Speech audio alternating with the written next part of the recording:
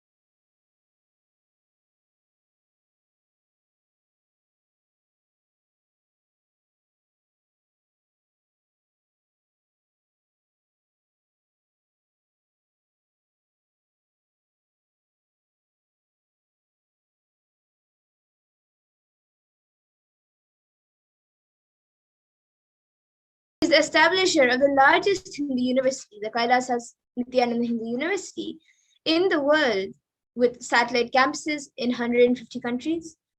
The Supreme Point of Hinduism is also the establisher of 1,000+ Kailasa enlightened ecosystems, and is the founder and reviver of over 100 Sarvagnipitas, and is also the collector of the largest Hindu library with over 1 million books, 1 million Pali scriptures, and over 20 million digital books.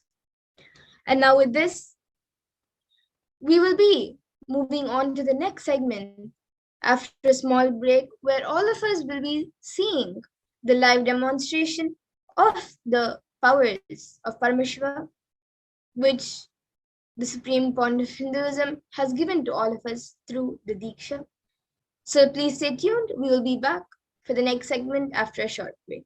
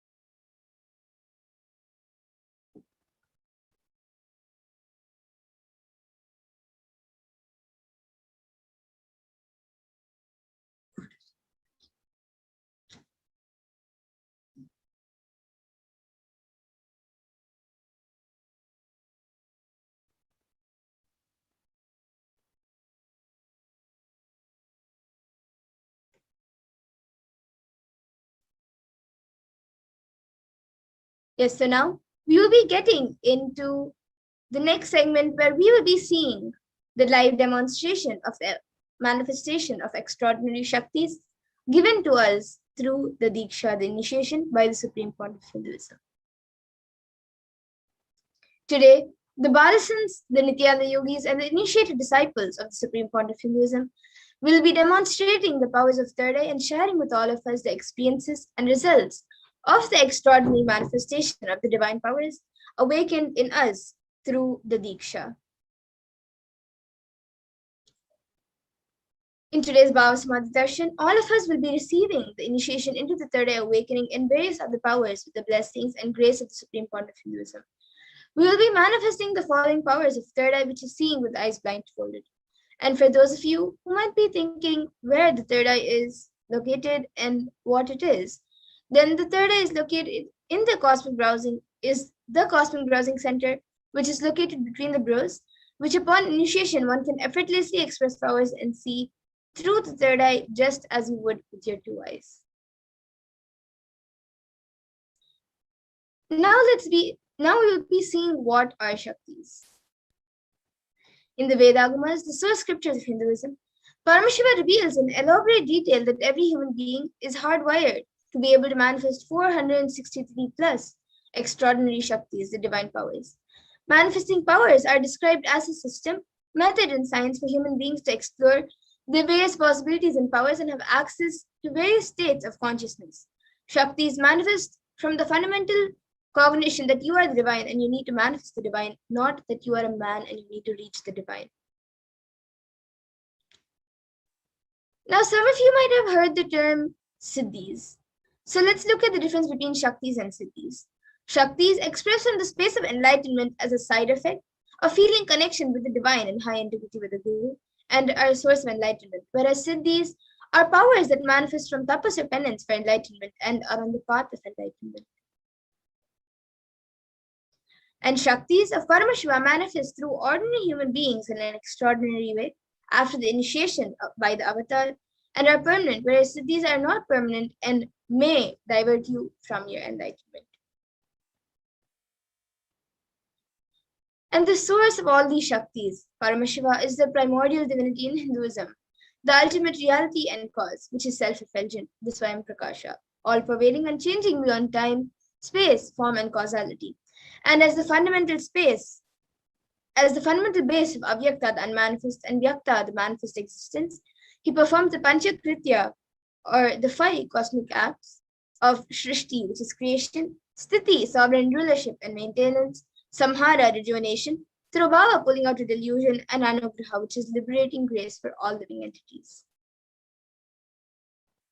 And now, the avatar of Paramashiva, the supreme point of Hinduism, Jagat Guru Mahasannidhanam, His Divine Holiness, Bhagavan Nithyananda Paramashivam, as the 1008 living incarnation and representative of Paramashiva and the reviver of Kailasa, the ancient enlightened Hindu civilizational nation, and the great cosmic borderless Hindu nation. Ever since the beginning of the civilization, the Sanatana Hindu Dharma has been a cradle of enlightened beings and highly advanced sciences. It was where the science of enlightenment and powers was lived and taught as a science. And for the first time in the modern day, the supreme point of Hinduism is reviving these sciences and transmitting it to the world at a record-breaking pace which is never accomplished before. And the knowledge and science of these Shaktis, of manifesting these Shaktis, are passed down from one generation to the next generation through Diksha, which is initiation by the enlightened Gurus, which is the Guru Parampara.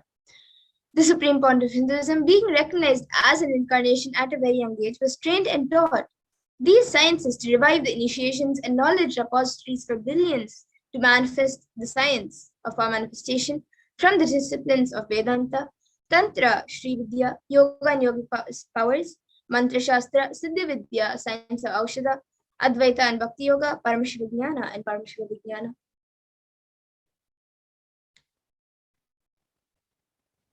So how can we awaken these divine Shaktis in us?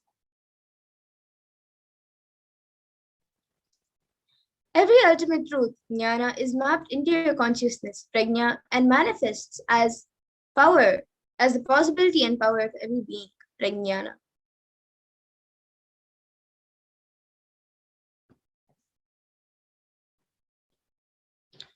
And the science of manifestation is authenticated through 4 aspects of evidences or pramanas.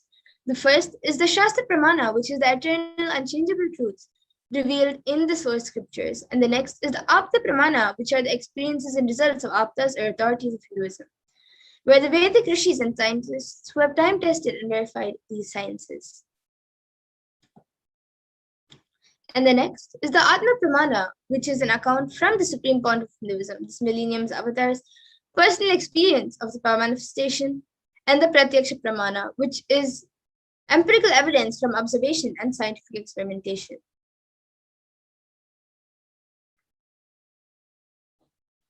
And the Vedas are the ultimate superior authority for Hindus, as many of you might know, and are pure science where the ultimate truths are explained.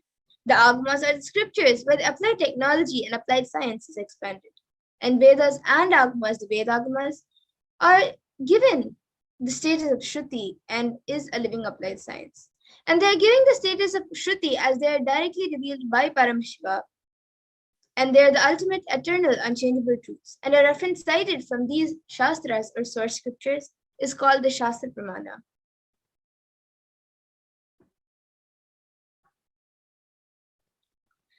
And now let us get ready to witness a very unique and exciting demonstration of the power of third eye.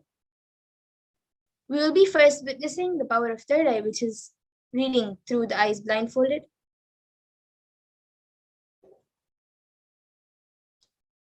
So the Shastra Pramana for the power of third eye is from the Vijnana Bhairava Tantra.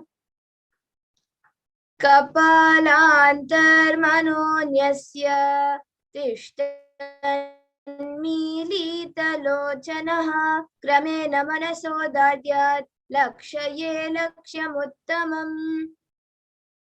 The translation for this verse is, by fixing the mind on the inner space within the crown center and sitting stably without any movement, having the eyes closed in succession, by that stability of the mind in inner space through the power of the third eye, one directly sees the ultimate goal Lakshyam by having the vision beyond the sight that reveals any object or place, attaining the space of oneness with the source, Paramashiva. And the Apta Pramana for the power of third eye is where Krishna initiates Arjuna into the power of third eye. Natu mam shakyase drashtu manenaiva swachakshusha divyam dadami te chakshuhu pashyam me yogamaishwaram. Bhagavan Krishna says to Arjuna, but you cannot see my cosmic form with these physical eyes of yours. Therefore, I grant you divine third eye vision. Behold my cosmic opulence. In the Hindu Purana Bhagavad Gita, Bhagavan Krishna initiates Arjuna into the power of third eye to behold Krishna's Vishwarupa Darshan, the vision of his cosmic form. And in the 11th chapter of Bhagavad Gita, which contains a description of Bhagavan Krishna's cosmic form, is completely narrated by Arjuna as he sees Bhagavan Krishna through his third eye. And the next, the Atma Pramana in Swamiji's own words. The first experience is that I see everything around me, above me, the whole 360 degree, 10 directions, below me, everything. I realized not only I was able to see, I was able to feel, experience all of that as me.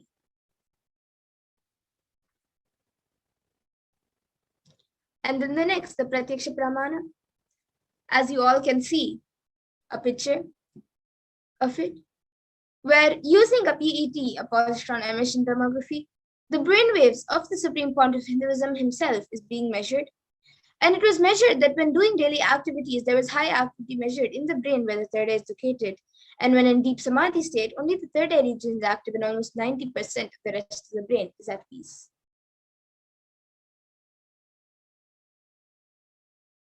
And now we will be witnessing a live demonstration, the Sakshi Pramana, of these extraordinary powers by the initiated disciples and the partisans of Nithyananda Gurukul.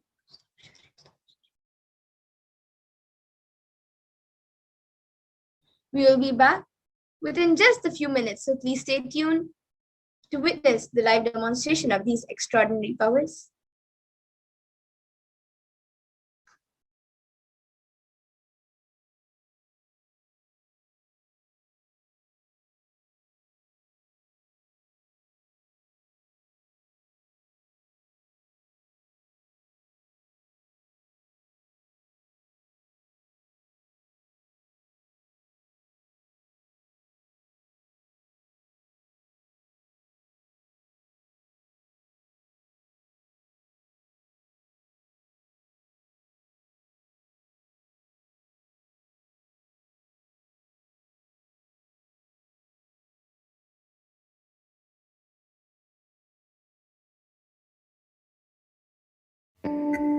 Once, Arunagiri Yogeshwara, my guru, gave me an instruction and then he asked, will you do it? I was shocked. I immediately folded my hands and said, you are God, you are Shiva. How can I not do what you say? He laughed and said, no, only if you know I am the guru who is going to make you experience God, you need to listen to me. Understand? The most powerful cognition is God is Guru to make you realize you are God. Only then you will achieve enlightenment. Guru is the manifest form of Paramashiva. Paramashiva is unmanifest source of Guru.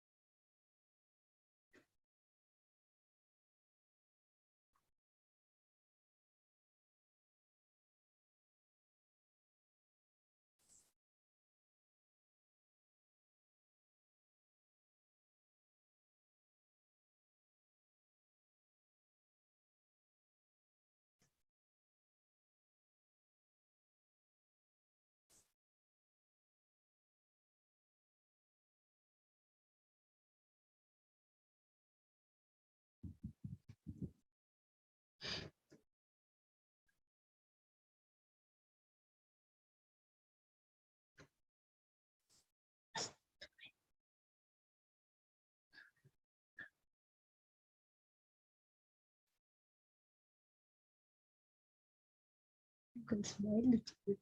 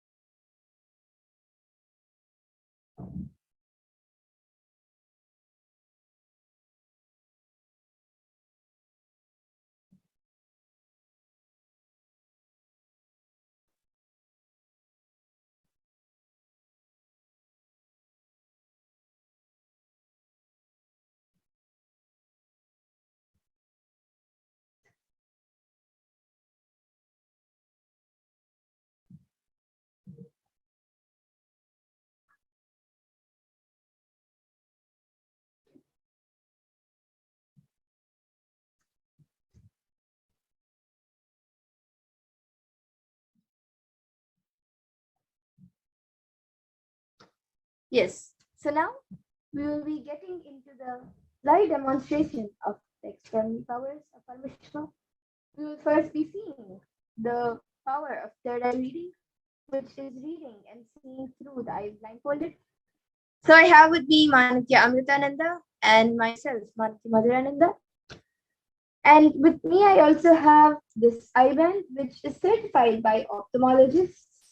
And in front, it is just a thick, opaque plastic sheet, which will not let any light in. And behind that, we also have thick black sponge, which does not let any light in.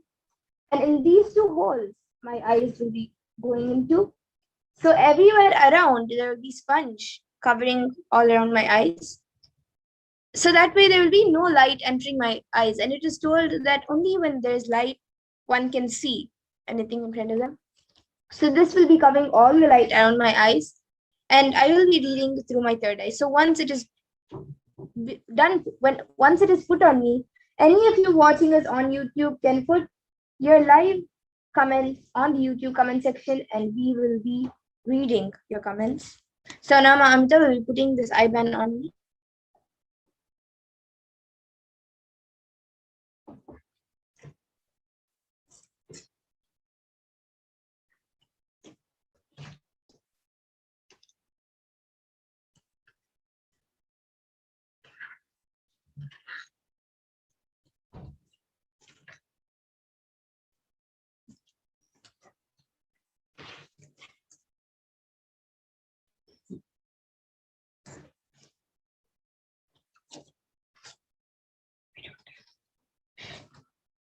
So now the IBAN has been put on me. All of you can see. I will be turning to my right, left, up, and down. So all you can see that all around my eyes, it has been closed. There's no way of light entering into my eyes and be able to see anything outside. So now Amita will be projecting the YouTube comments for me. And as we wait for comments to come, I will be reading a Bhagavad Gita book, which I have with me today, the Bhagavad Gita decoded book. So I have this book with me here. All of you can see. And Ma Amrita will be opening a random page in front of all of you. And I will be telling the contents of that page, what is written on that page, the page number, and everything else on that page. So now, Ma Amrita, you can open a random page.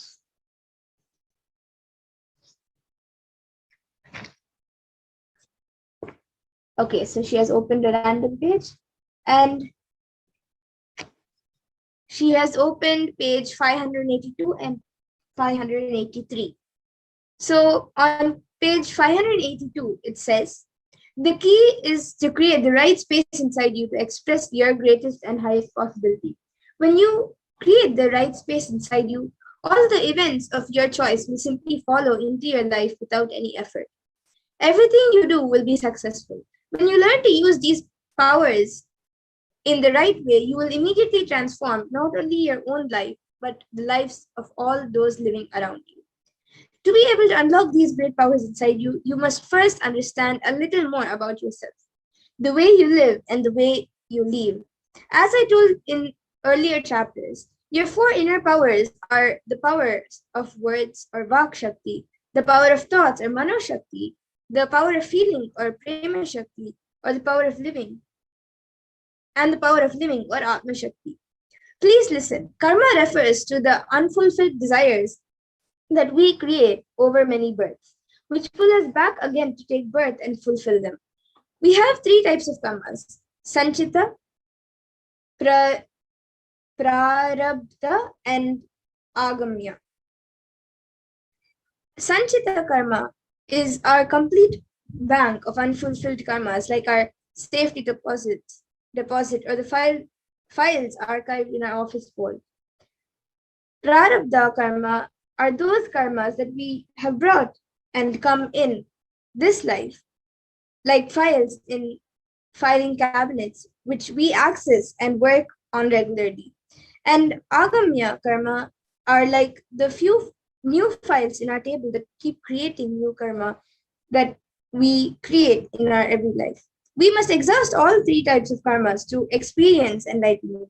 Sanchita karma is all that we have accumulated over many births. Prarabdha karma is karma that we brought with us to work out in this life. Agamya karma is what we acquire newly in this birth. Prarabdha karma is like our opening bank balance in this life. We have enough energy to exhaust this prarabdha karma.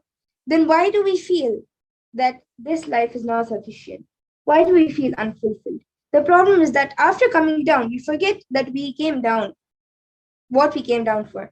The samskaras and desires that we brought to live out and complete. Instead, we accumulate more and more desires from family, friends, and society. We accumulate desires from others in society and work out their desires to in our lives. So all of you can see the page. I hope it's clear.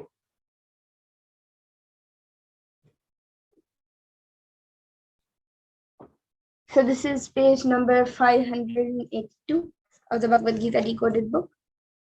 So if you have a copy, even you can check. And I think we have a comment from Pooja Kumar saying, can you read these emojis? Yes, Ma, you can put some emojis and I will be reading the emojis. You can put some emojis, Ma Pooja Kumar.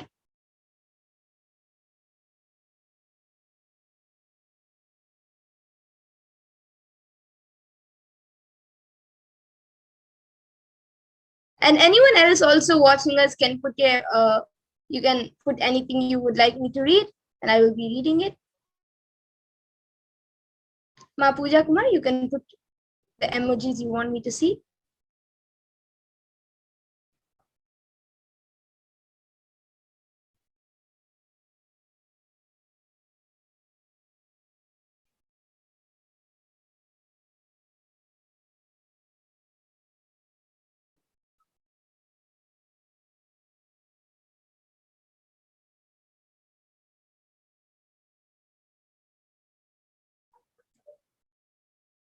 Okay, and maybe now I will maybe ask Mamita to open another random page from the book. And I will maybe any of you, okay, I see.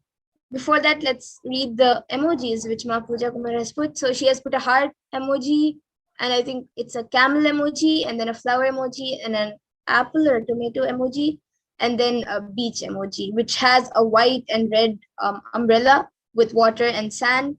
And then she has just said, I just put them with a smiley emoji. Yes, Ma, that's great. And if you want me to read anything else, you can even put it now. And now maybe Ma Amrita can open another random page and I will be reading just a para from it. I will tell the page number and read a para from it.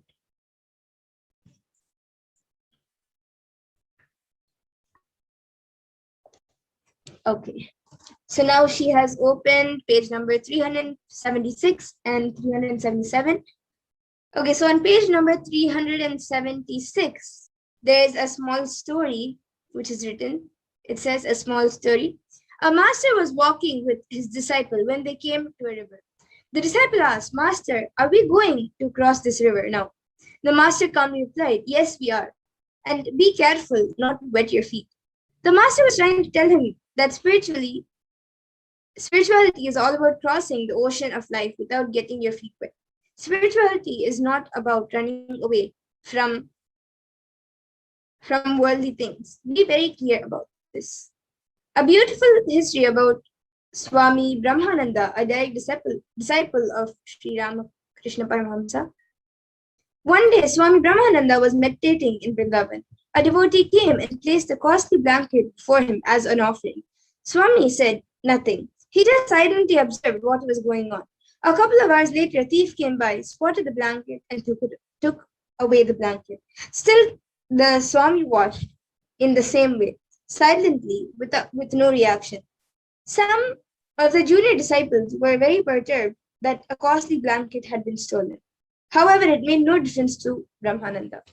So this is the one story and also a beautiful history which is written on this page number 376. And even Ma Pooja Kumar has put yes with an exclamatory mark in the comments. And all of you can see the story on page number 376. And now we will be moving on to the next power of body scanning. So now I request Mamita to remove my eyeband. And anyone else watching us on YouTube can put your comments on the YouTube comment section for body scanning. And as you all can see now, the eyeband has been removed and you can see that It is exactly as it was before it was put on me.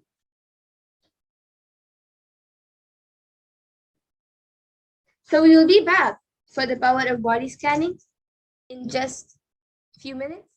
And in that time, if any of you would like a body scanning, you can put your comments in the YouTube comment section.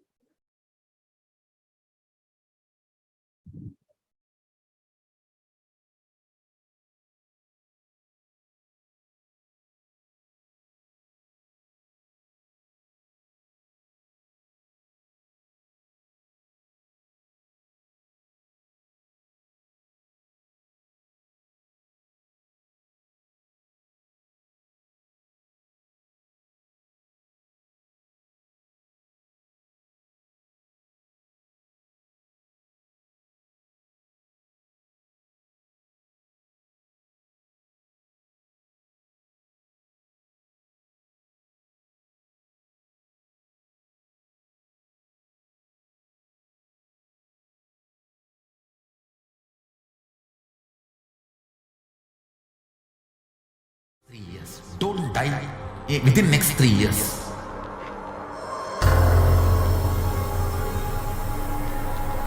Just don't die within next 3 years. Be alive, somehow be alive. I'm working sincerely. I will reach you somehow. Somehow I will reach you. It's my commitment to humanity.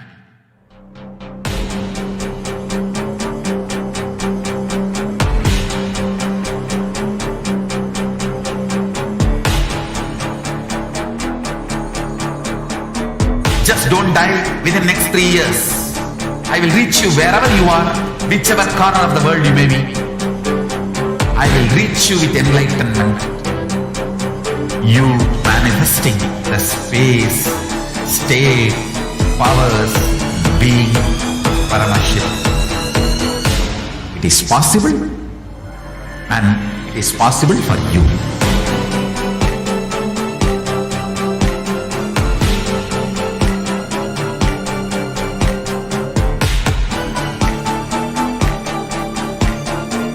Paramashivoham will reach you with enlightenment science.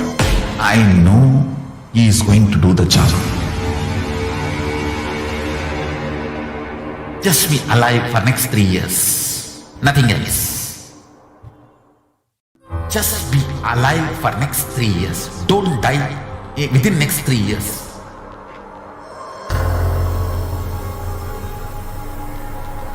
Just don't die within next 3 years. Be alive, somehow be alive. I'm working sincerely. I will reach you somehow. Somehow I will reach you. It's my commitment to humanity.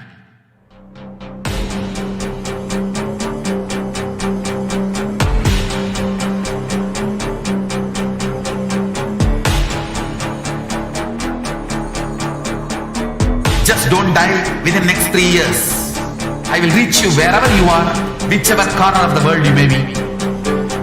I will reach you with enlightenment. You manifesting the space, state, powers, being, Paramashivoham. It is possible, and it is possible for you.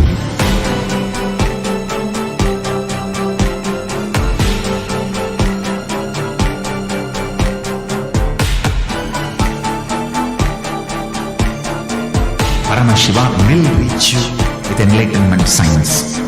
I know he is going to do the job. Just be alive for next 3 years. Nothing else. Just be alive for next 3 years. Don't die within next 3 years.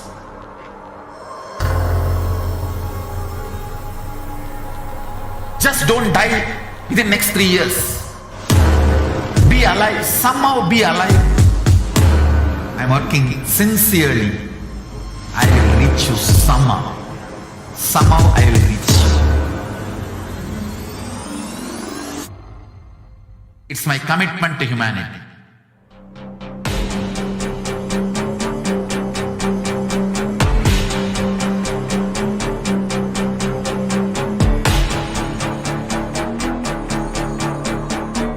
Just don't die within next 3 years. I will reach you wherever you are, whichever corner of the world you may be. I will reach you with enlightenment. You manifesting the space, state, powers, being Paramashivoham. It is possible, and it is possible for you.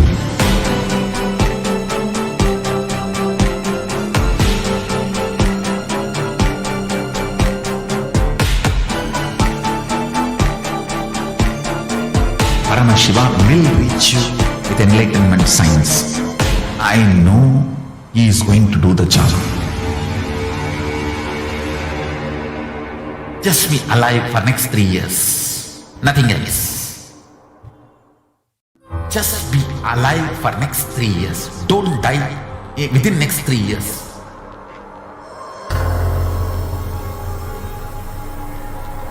Just don't die within next 3 years. Be alive, somehow be alive. I'm working sincerely.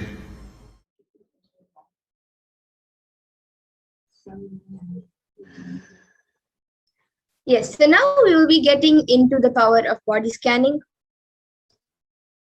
And this power of body scanning awakens the ability to scan any illnesses, diseases, or medically diagnosed issues, and scan the solutions for these problems through the awakened third eye. So the Shastra Pramana for the power of body scanning is from the Vijnana Bhairava Tantra. Swadehe jagato vapi sukshma sukshmatarani cha tattvani yani nilayam dhyattvante vyajyate para. Bhagavan Paramashiva says, cognize deeply that from the subtle to the subtlest consecutive principles of your whole body, Swadeha, or the whole universe, simultaneously consist of the essential reality. They are being absorbed in their source cause, Paramashiva. By the experience of such restful awareness, one becomes complete from all thoughts, and the ultimate universal divine power, Paradevi, Adi Shakti, is revealed, and the supreme power manifestation happens. And the Apta Pramana for this power of body scanning comes from the life of Siddha. Terayar was a Siddha and one of the most prominent disciples of Agathir. One day, a man suffering from severe headache comes to Agathir for healing.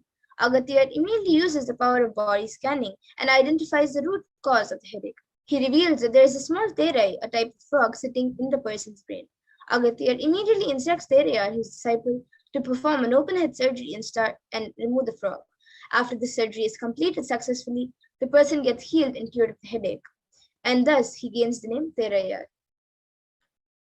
And now, the Atma Pramana for the power of body scanning. On the 22nd of December, it was revealed by the Supreme Fount of Hinduism how he uses the power of body scanning. Paraphrasing his words, only when I had the multiple compound hand fracture, I was forced to go for surgery and therefore for medical checkups related to that. At that time, they detected heavy metal quantity in my different organs. It was revealed that I had been poisoned without our knowledge. I immediately used diagnostic methods instead of medical facilities to study the body condition due to the poisoning. Through body scanning, I found out what the problems, imbalances had happened and where balances had to be done. I used allopathy as a second opinion to verify my findings. And as you all can see now on the screen, it being projected, the screenshots of few of the thousands of disciples who have been initiated into the power of body scanning, who have shared their experiences. And now we also will be getting into the live Sakshi Pramana, where we will be seeing and witnessing the live demonstration of the power of body scanning.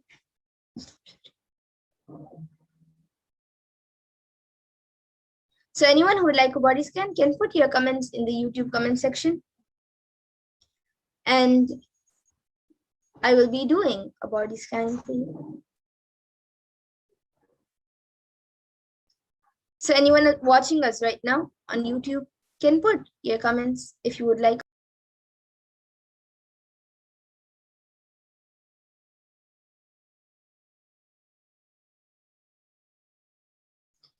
And as we wait for the comments to come in, I will be sharing my experience of doing this power of body scanning, how I see it, and how I've experienced it. So usually when I do the body scanning, I see the entire body first, and then that specific place, either I see it being circled or I see that part getting lit up a little bit. And then to scan more deeper, I can literally zoom into that part and see what the problem is. And then when I'm scanning for the solution, I connect to Swamiji. Basically, the entire process itself is connecting to Swamiji, connecting to Paramashiva in the space of oneness. And with that, I see the problem and I also see the solution, sometimes as words or sometimes as pictures.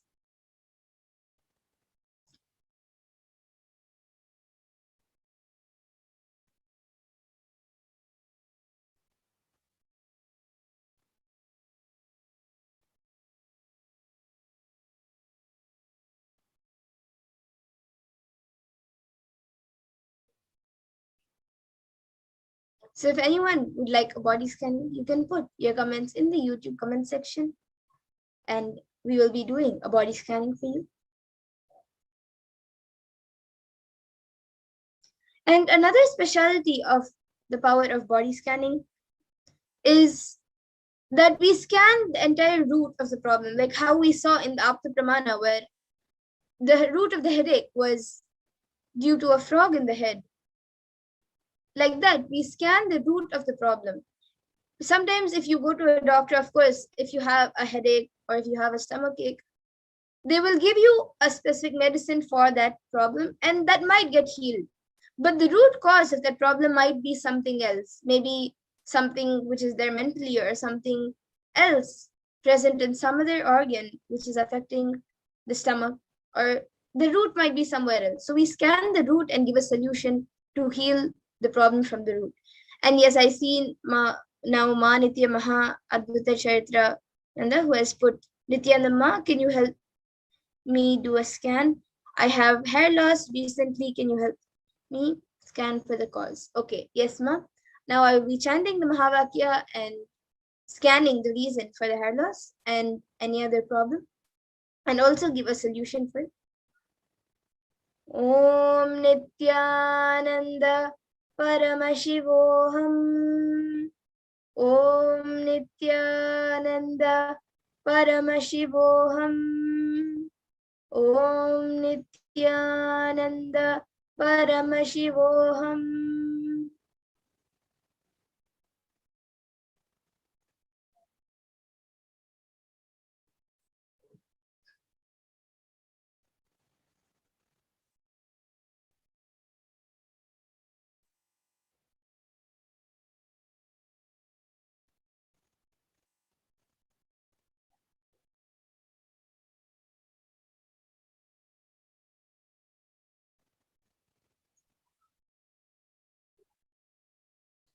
Yes, Sumantya Maha Advaita Chitra.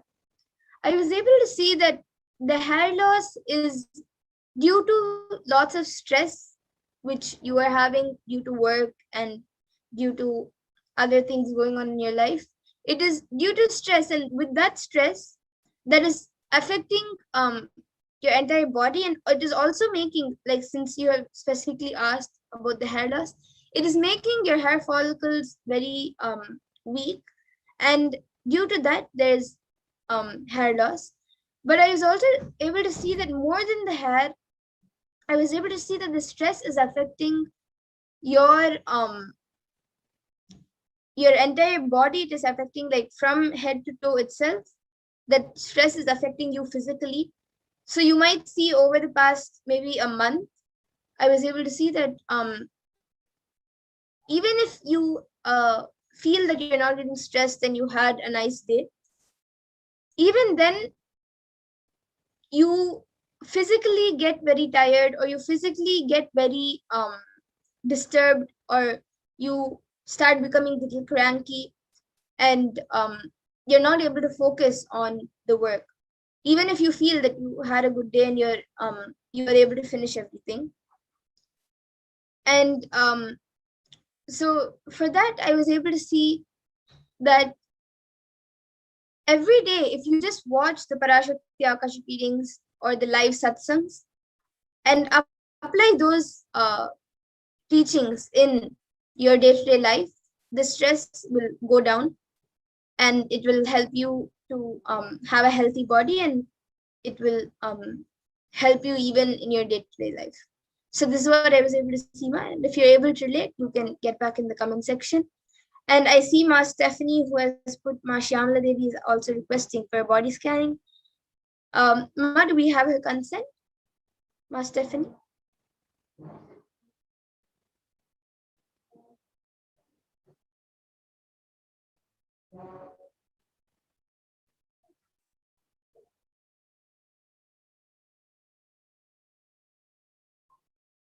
Ma Stephanie, you can get back in the comment section if we have Ma Shyamala Devi's consent to do the, yes, okay. She has put yes, Ma, she requested, okay. So now I will be scanning for Ma Shyamala Devi.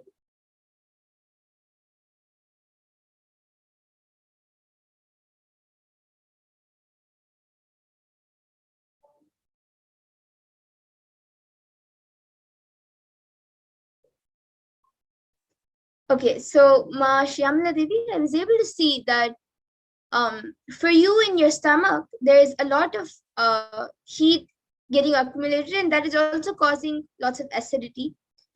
So I was able to see that if you drink more water, and every day for 10 minutes, if you just sit chanting intensely the Mahavakya, that, and with the Sankalpa to heal yourself and asking Swamiji to heal you, just chant intensely the Mahavakya for 10 minutes, that will heal you, Ma. Other than that, there is no major issue in your body. And I see Ma Nitya Mahadvita Charitra has said, thank you, Ma. Yes, you are very right. Yes, thank you, Ma, for getting back. And even Ma Stephanie, you can get back with Ma Shyamala Devi's response in the YouTube comment section. And with this, in the interest of time, we will be concluding the power manifestation segment and moving on to the next segments. I see Ari Krishnan Shakalingam, who has asked for a body scanning, and everyone else also who would like a body scanning. Every day at 2 a.m. IST and 4 p.m. IST, we will be having the Parashakti Akashic readings, and before that, we will be having the power manifestation segment. So you all can again join us and request for body scanning every day. Today, in the interest of time, we will be having to move to the next segments. So I thank all of you for joining us today, and please stay tuned for the further segments where we will be learning about who is Devi Parashakti, what is Akashic readings, and many more things. So please stay tuned. Thank you, Nithyanandam.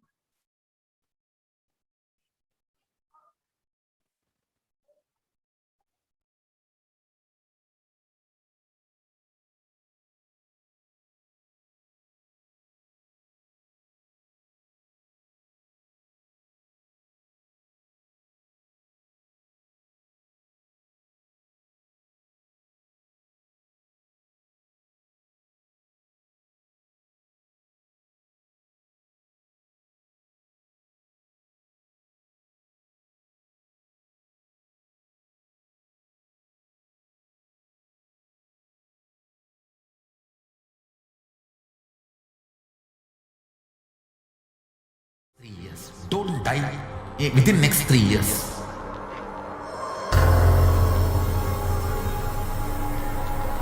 Just don't die within next 3 years.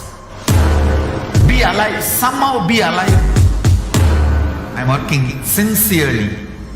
I will reach you somehow. Somehow I will reach you. It's my commitment to humanity.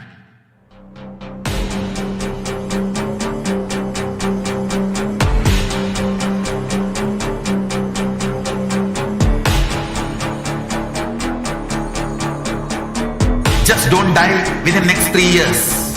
I will reach you wherever you are, whichever corner of the world you may be. I will reach you with enlightenment. You manifesting the space, state, powers, being Paramashivoham. It is possible, and it is possible for you.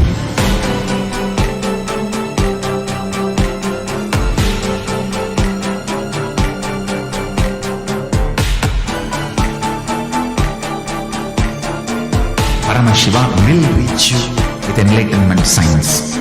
I know he is going to do the job. Just be alive for next 3 years. Nothing else. Just be alive for next 3 years. Don't die within next 3 years.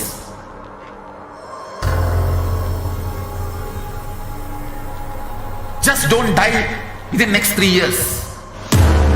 Be alive. Somehow be alive. I'm working sincerely. I will reach you somehow. Somehow I will reach you. It's my commitment to humanity.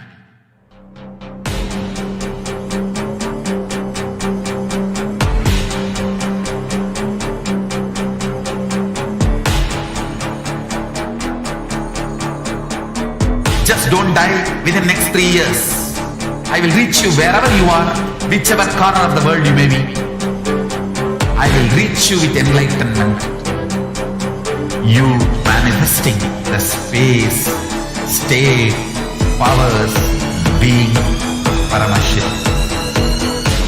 It is possible, and it is possible for you.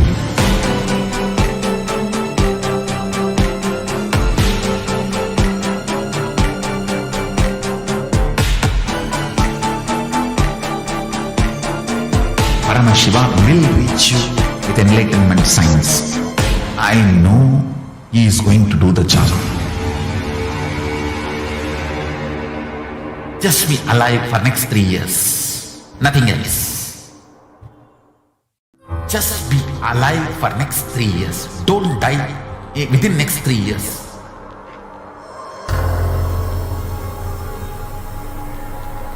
Just don't die within next 3 years. Be alive. Somehow be alive. I'm working sincerely. I will reach you somehow. Somehow I will reach you.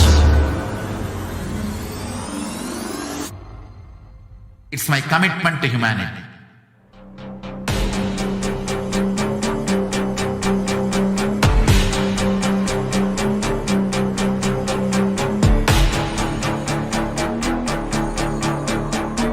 Just don't die within next 3 years.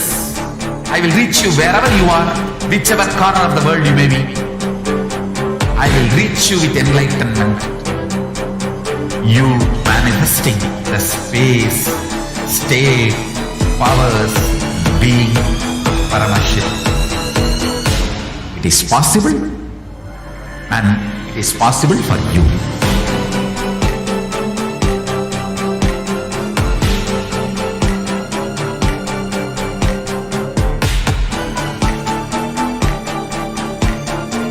Paramashivoham will reach you with enlightenment science. I know he is going to do the job. Just be alive for next 3 years. Nothing else. Just be alive for next 3 years. Don't die within next 3 years.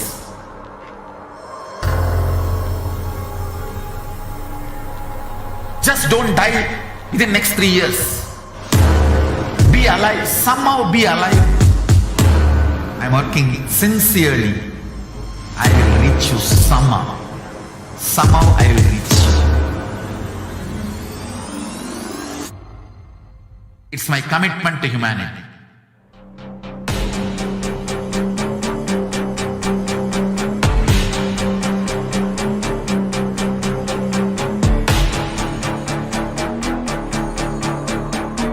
Just don't die within next 3 years. I will reach you wherever you are, whichever corner of the world you may be. I will reach you with enlightenment. You manifesting the space, state, powers being Paramashivoham. It is possible, and it is possible for you.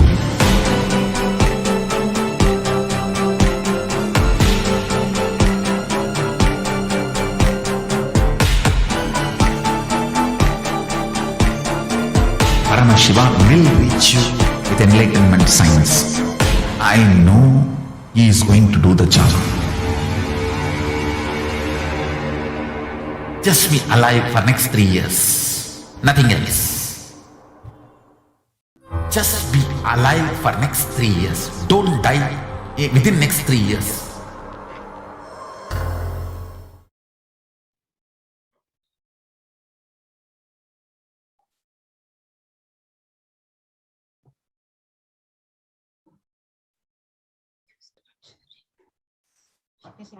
Welcome back, dear viewers. Now we will be entering into the next segment where we will understand who is Devi Parashakti and how to connect with Devi Parashakti. And we will also be understanding what are the Akashic readings and what we can learn and be blessed with during the Akashic reading.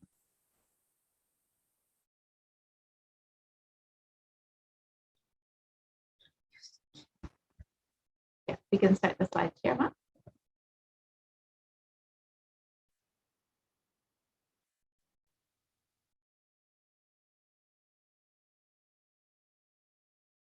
Yes, Matt, please, we can start projecting the slides. So we'll be starting off with learning who is Devi Parashakti.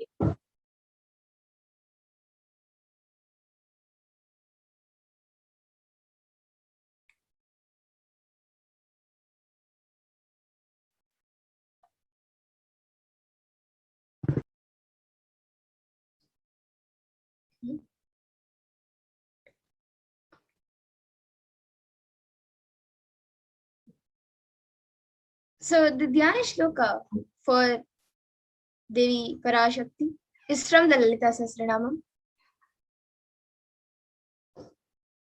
Sindhuraruna vigraham trinayanam manikya mauli spurat taranayaka shekharam smitamukhim mapina vakshoruham panibhyamali ratna chashakam raktotpalam bibratim Saumyam Rakna Gatasta Rakta Charanam Dhyayet Paramambikam.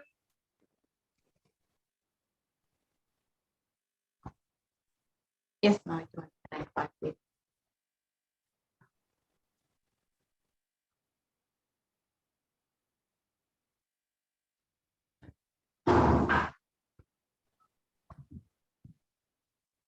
Yes.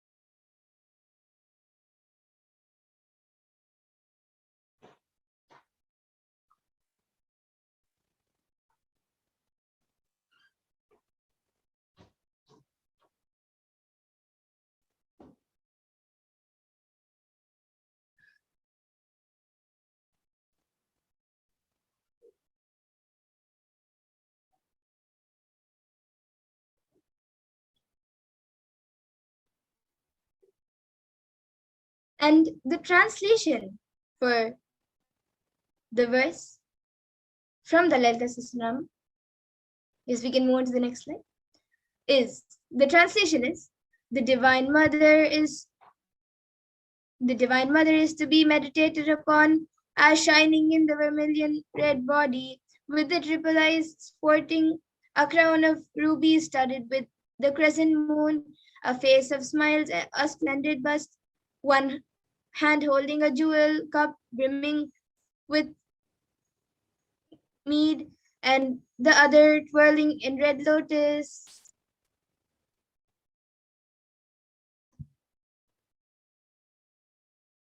Yes, we can move on to the next slide. Yes.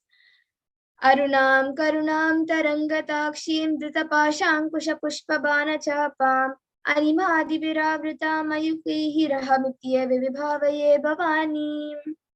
The translation for this verse is: I meditate upon the great empress. She is red in color. Her eyes are full of compassion. She holds a noose, the good, the bow, and the flowery arrow in her hands. She is surrounded on all sides by powers such as anima, for rays, and she is the self within me. Devi, the ultimate pure feminine consciousness, Parashakti, is the cosmic mother. It is her cosmic womb, from which billions and billions of universes come out and go in. Source, where the Big Bang and black hole go on. Parashakti is the source Shakti, source energy, source power, from which all of us came, in which all of us are even now, and which all of us are going to merge.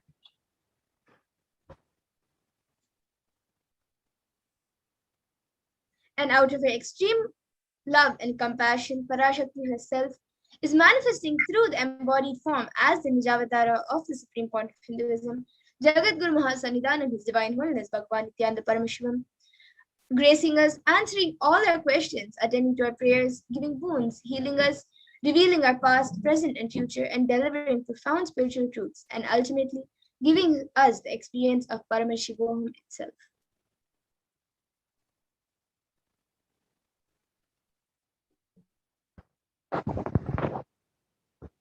Yes, ma'am, go ahead.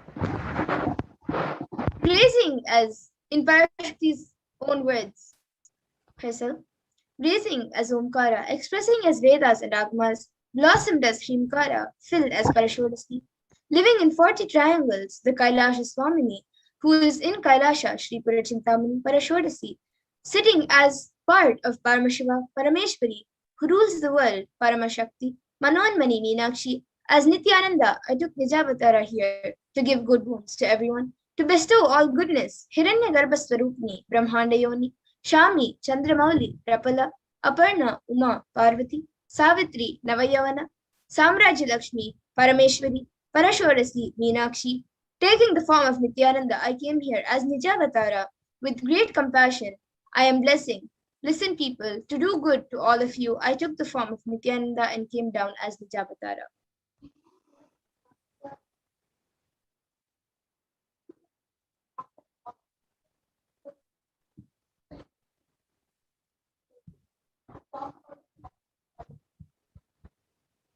We can move on to the next slide.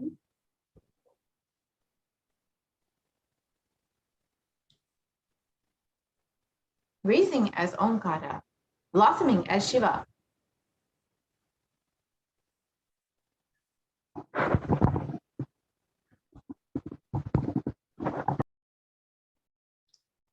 Raising in Omkara, blossoming as Shiva Shiva, manifesting the source of existence, powers of existence, expression of existence, from the oneness of Om, blossoming into two as Prakriti and Purusha, blossoming as three Shaktis, Icha, Kriya, and Jnana, growing as 4 Vedas, expanding as 5 Panchabhutas, beyond 6 chakras, filled as Gotras of 7 Rishis, expanding as 8 directions, existing as 9 Grahas, blossoming as 10 Indriyas, being as 11 Rudras, creating all the worlds, bringing life to tell and make truth blossom, and to do good. Parashorasi Meenakshi, in the form of Nithyananda, I came to bless every one of you.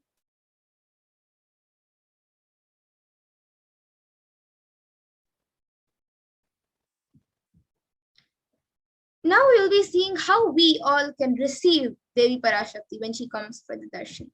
So literally, at that moment, you are literally seeing Paramashiva and Parashakti at that moment. She is there on your screen, so always receive her very traditionally. You can keep 2 betel leaves, 1 banana, 1 betel nut, and 1 coin in front of the screen as you watch Devi Parashakti. And a coin is considered as a traditional dakshina for those of you who don't know, and in the Hindu tradition. And it can be the lowest value in India, and it can be even 1 paise. In US, it can even be 1 cent. Swamiji says, I'm not trying to monetize. Keep even 1 cent, it is okay. So for 100 days, if you have the darshan, you will add up to $1. And India, even 1 paise is okay.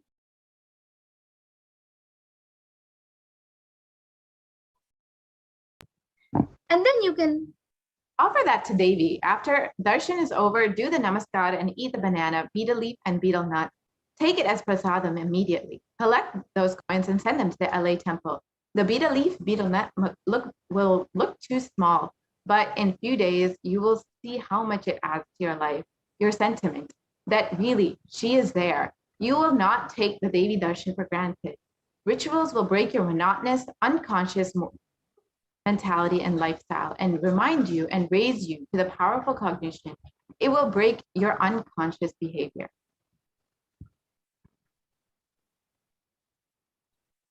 So now on the screen, you can see how you can set up your tambulam with the 2 betel leaves, 1 banana, the 1 betel nut, and the coin.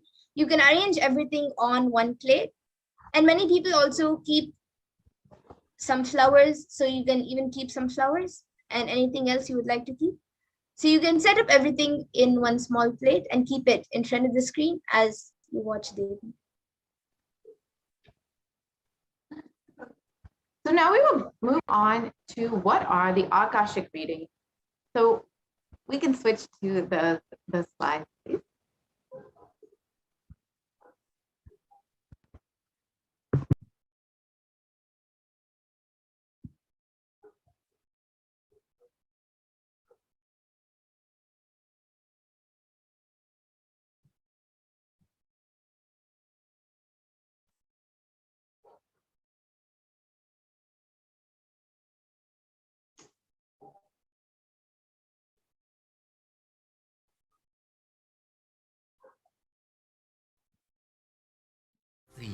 Don't die within next 3 years.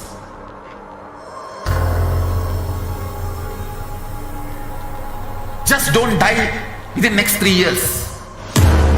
Be alive, somehow be alive. I'm working sincerely. I will reach you somehow. Somehow I will reach you. It's my commitment to humanity.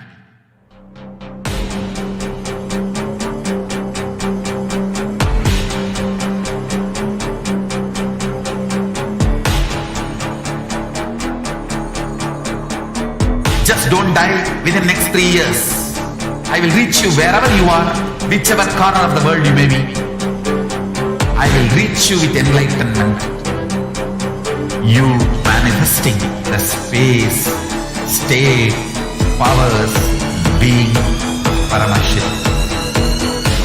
It is possible, and it is possible for you.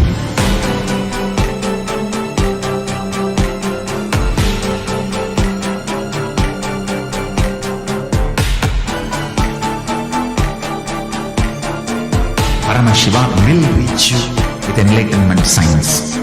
I know he is going to do the job. Just be alive for next 3 years. Nothing else. Just be alive for next 3 years. Don't die within next. What I mean by the word Kailasa? Listen intensely. Enlightenment ecosystem, literally enlightenment itself, in your own home, wherever you are. If you cannot come to Kailasa, it's okay. Kailasa can come to you. Kailasa coming to you is Kailasa.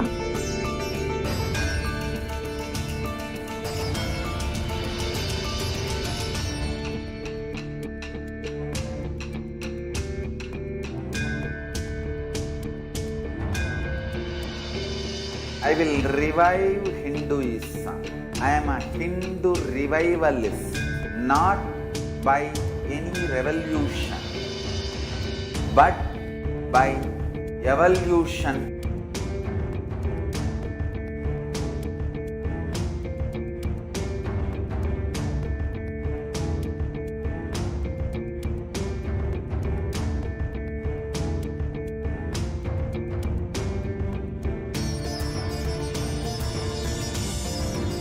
And setting model communities.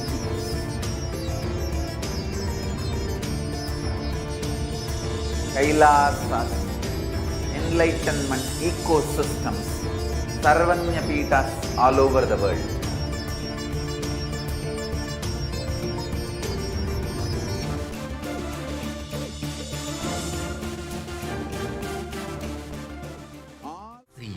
Don't die within next 3 years.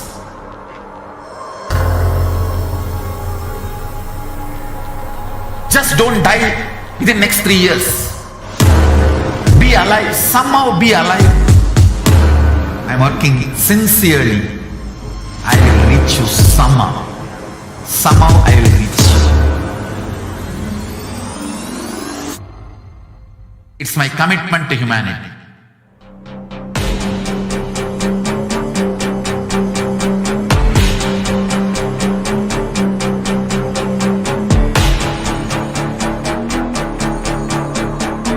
Just don't die within next 3 years. I will reach you wherever you are, whichever corner of the world you may be. I will reach you with enlightenment. You manifesting the space, state, powers, being Paramashivoham. It is possible, and it is possible for you.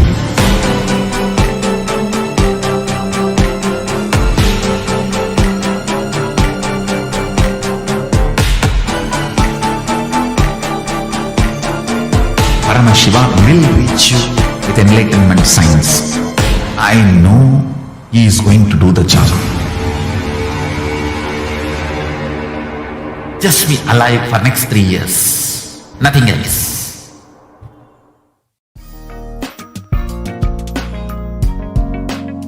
We get you health.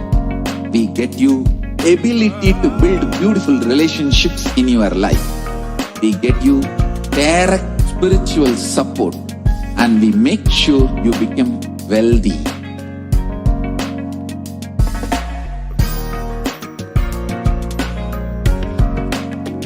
We won't stop giving you just good life. We will.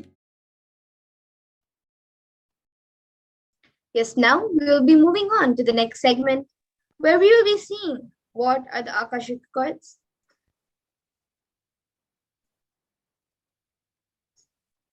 So the Akashic records are records created in space, and of whatever has happened in time is there as file. So nothing can be destroyed. So please understand, none of your actions, your thoughts, your plans, your emotions, words, nothing can be destroyed. Akashic records are the cosmic archives of everything happened, happening, and yet to happen.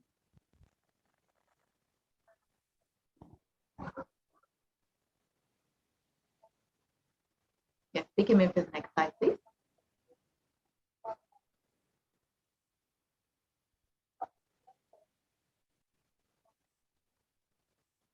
So the Akashic records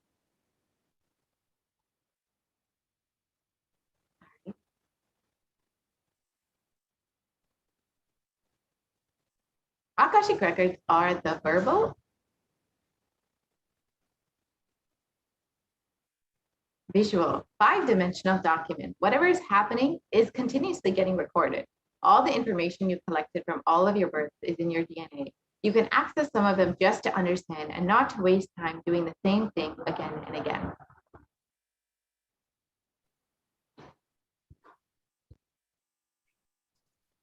And the Akashic records are not a prediction. The readings given from the Akashic records is not a prediction. It is readings from the cosmic archives. So there is no such thing as past, present, and future. beyond space, where creation and destruction happen simultaneously. In the dimension of time starts the past, present, and future. But in the Akashic chords, there is no past, no present, and no future. And that is why what you call as happening and yet to happen is clearly already recorded.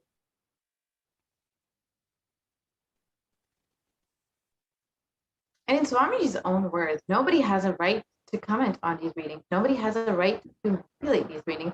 Nobody has a right to interpret these readings. They are complete unto themselves. For anybody to live in time, in tune with the cosmos, the Jivan Mukti, living enlightenment, does not need any special practice other than listening to these great readings again and again. When you listen to these great readings, naturally, your negative logic is penetrated, broken, and those great truths settle in your inner space, and they make you live enlightenment.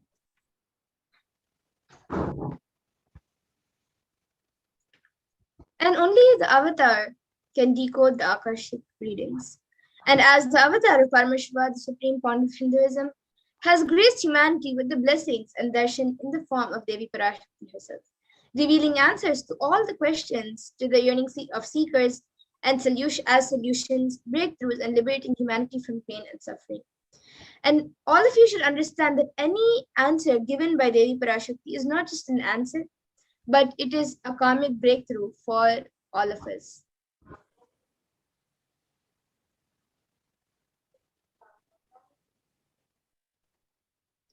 And the Shastra Pramana for the power of Akashic reading comes from the Vijnana Bhairava Tantra, Dharana 61, Sutra 84. Akasham vimalam pashyan kritva drishtim nirantaram stabdatma tatchanad devi Bhairavam vapurapnuyat. And the translation goes, looking at the spotless infinite etheric space, Akasha, beyond the sky and clouds, one should fix one's gaze from the third eye without blinking continuously and make the body and inner space steady and motionless. In that very moment, O Devi, one attains the nature and powers of the infinite space, Bhairava.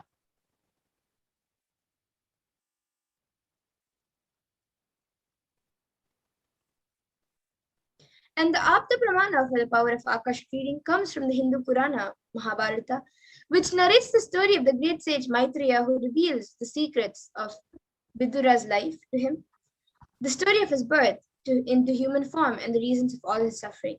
So sage Maitreya accesses the Akashic chords and reveals to Vidura that he was not an ordinary man, but in fact was an incarnation of Yamaraja, the Lord of Death himself. And he was to play a part of a so-called Shudra for 100 years, being cursed by Mandakamuni.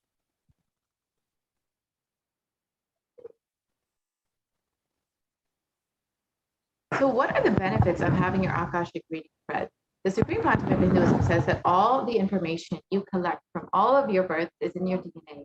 You can access some of them just to understand and not to waste time doing the same actions again and again. Accessing the DNA code, reading the Akashic records will be useful for you to be liberated from your default future, bringing an end to the binding cognitions, known and unknown suffering, leading you to experience enlightenment. Paramashivoham.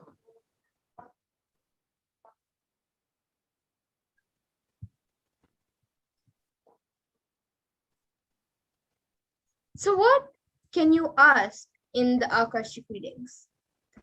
You can ask the most accurate and unbiased answers to any of your questions about your life, destiny, purpose, or any everyday part of your life.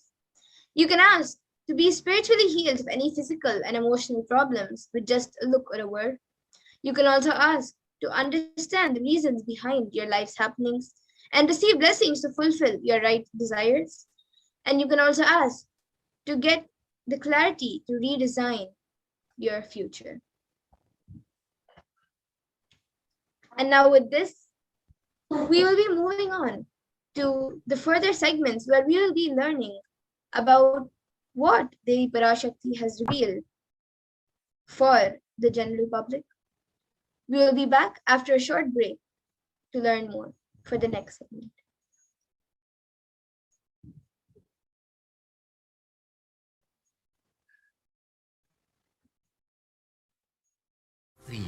Don't die within next 3 years.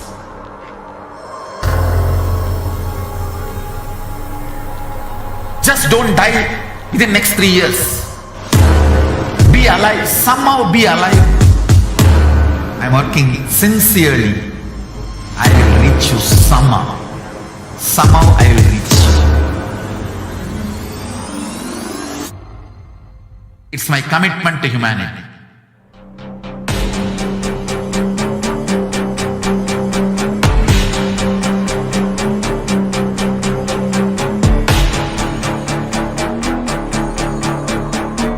Just don't die within the next 3 years. I will reach you wherever you are, whichever corner of the world you may be. I will reach you with enlightenment. You manifesting the space, state, powers, being, Paramashivoham. It is possible, and it is possible for you.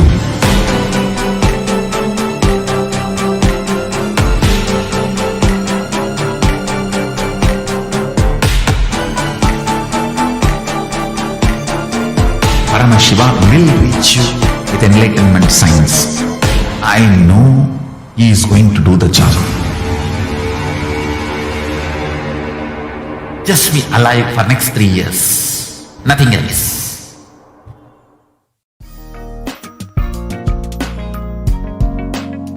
We get you health. We get you ability to build beautiful relationships in your life. We get you direct spiritual support, and we make sure you become wealthy.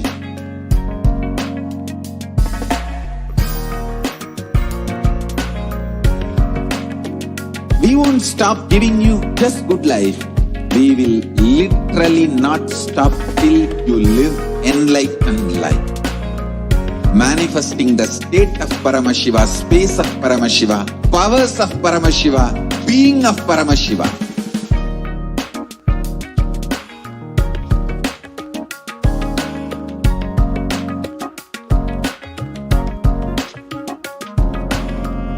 Whole world should become Kailasians.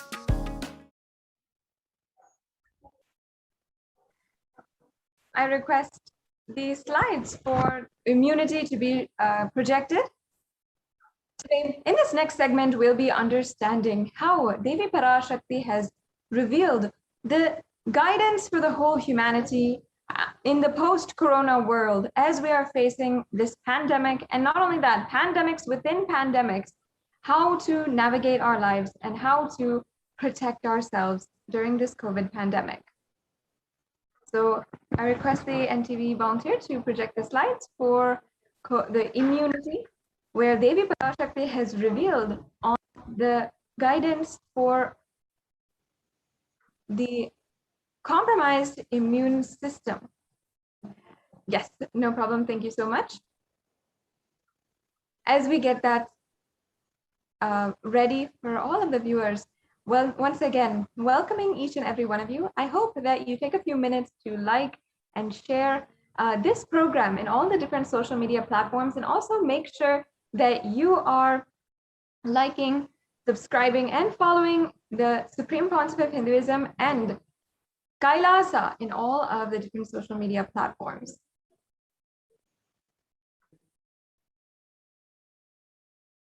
So we'll now be beginning the segment on, every one of you. I hope that you take a few minutes to like and share this program in all the different social media platforms, and also make sure that you are liking, subscribing, and following the Supreme Pontiff of Hinduism and Kailasa in all of the different social media platforms.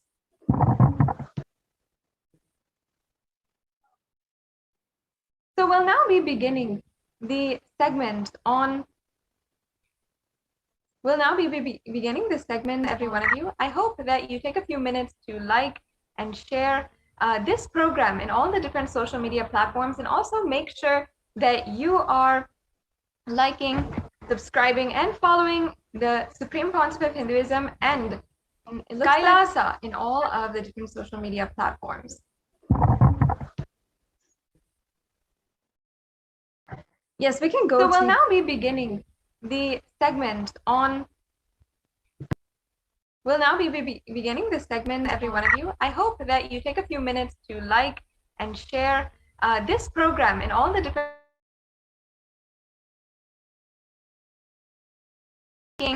subscribing and following the Supreme Concept of Hinduism and Kailasa in all of the different social media platforms. So I request if yes, we can go. So we'll now be beginning the. Sorry for that technical glitch. We'll be sorting that right away and getting right back with you.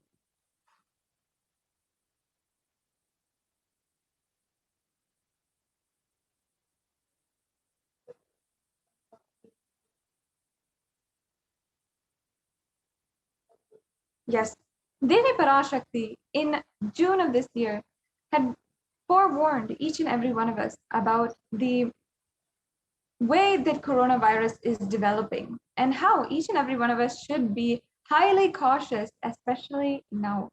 Now, we should see how in every single wave, coronavirus, as Devi Parashakti has warned, has happened. Yes, thank you so much. We can go to the first slide.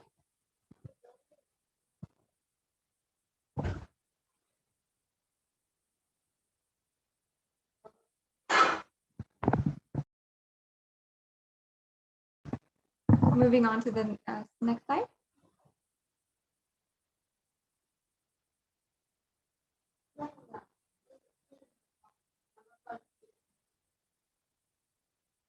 Let us understand and watch where Devi Parashakti herself had revealed on the coronavirus. I think that we need to go to the very beginning of the slide.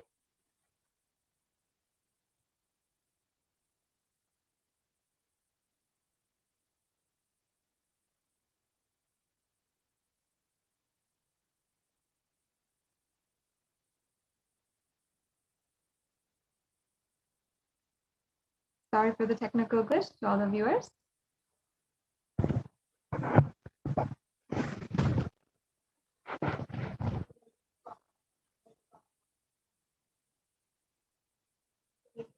We'll be sorting that right away. Meanwhile, I hope that each and every one of the viewers is liking and subscribing in all the official handles of the Supreme Concept of Hinduism and Kailasa.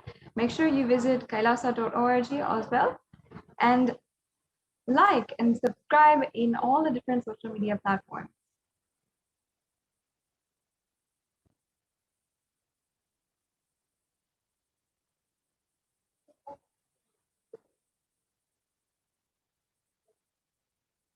Yes, so we need to go to the beginning of the slides. We can go all the way back.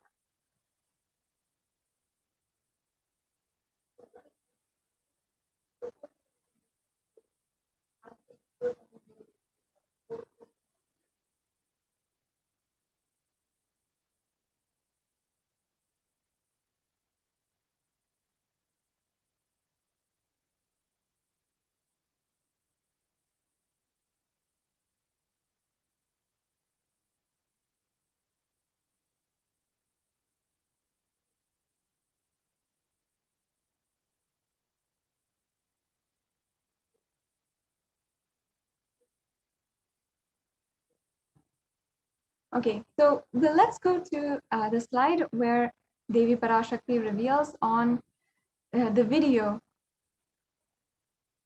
where Devi Parashakti reveals the revelations on immunity. And we can share with all the viewers what Devi Parashakti had revealed.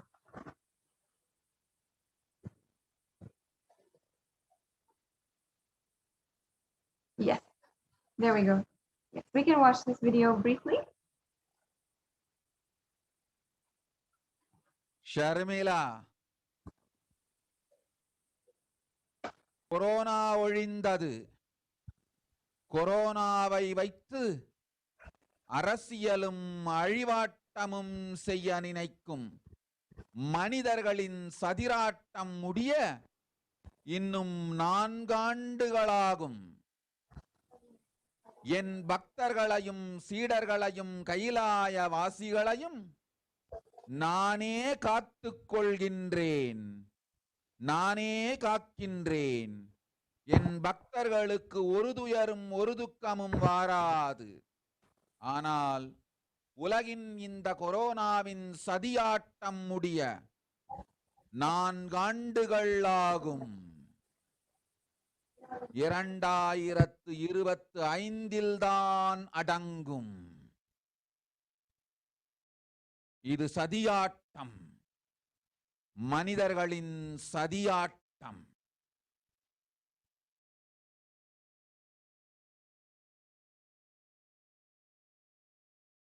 Moving on to the next slide, please.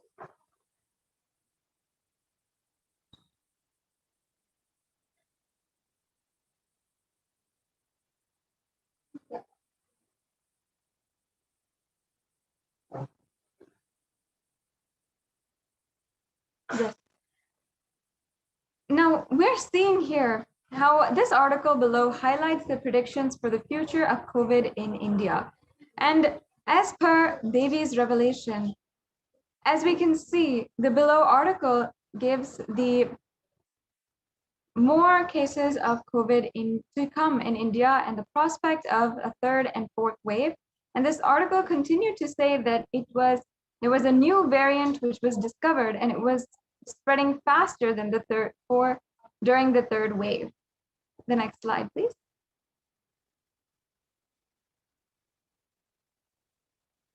Yes, this was the 3rd revelation that Devi Parashakti had made during this entire during this extremely profound revelation on immunity.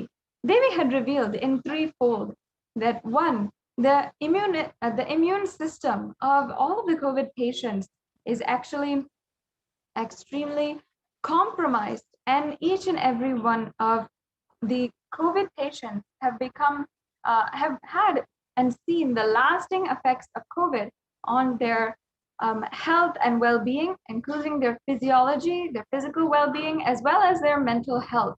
And they've seen in several different layers how COVID has long-term effects, and the immune system is entirely compromised. Devi then further revealed about the different variants of the COVID pandemic and the different diseases that people are more susceptible to once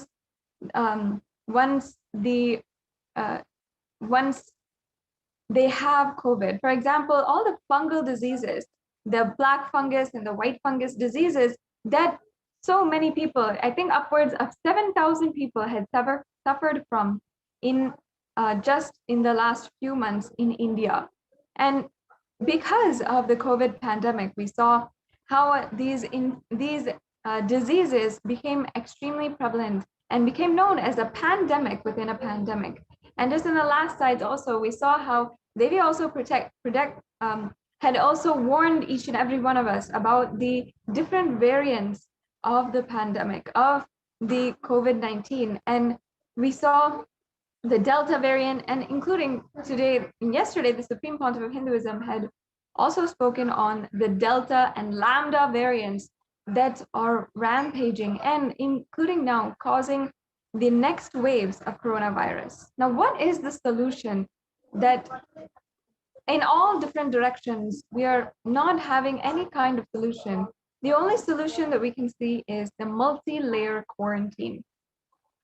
And Kailasa is the only place that is safe, and the Supreme Pontiff of Hinduism is the only hope.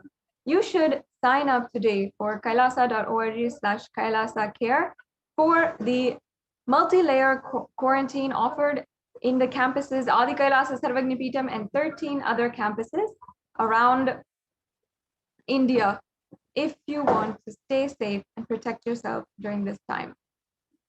So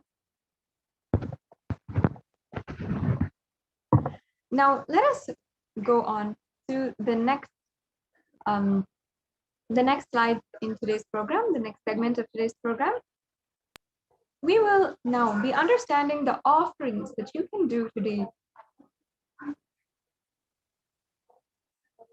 The offerings are significant sevas that you can make in order to offer your gratitude to Devi Parashakti. So now we'll be right back with you after a very quick break.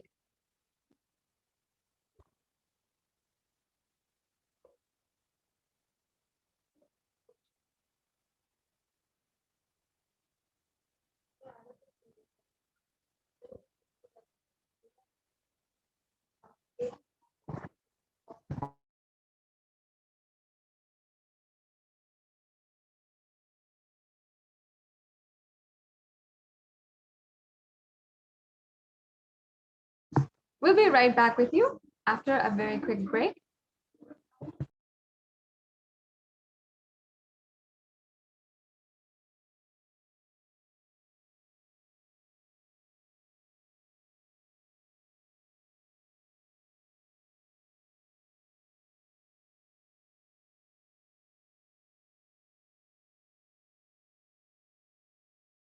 Years. Don't die within next 3 years.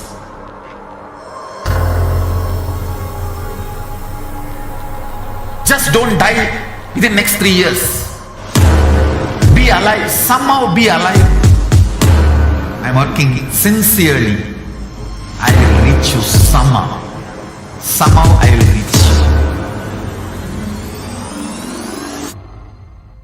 It's my commitment to humanity.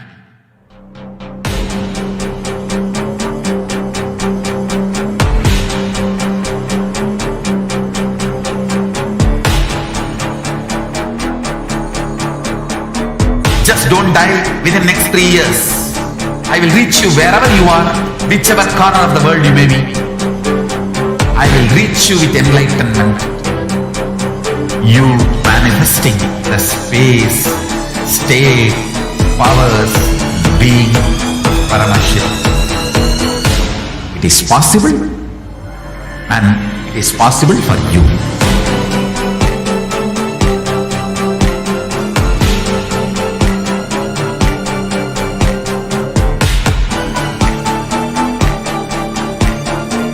Paramashivoham will reach you with enlightenment science.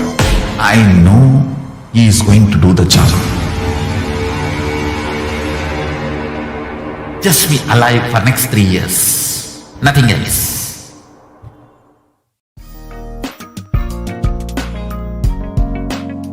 We get you health. We get you ability to build beautiful relationships in your life. We get you direct spiritual support, and we make sure you become wealthy.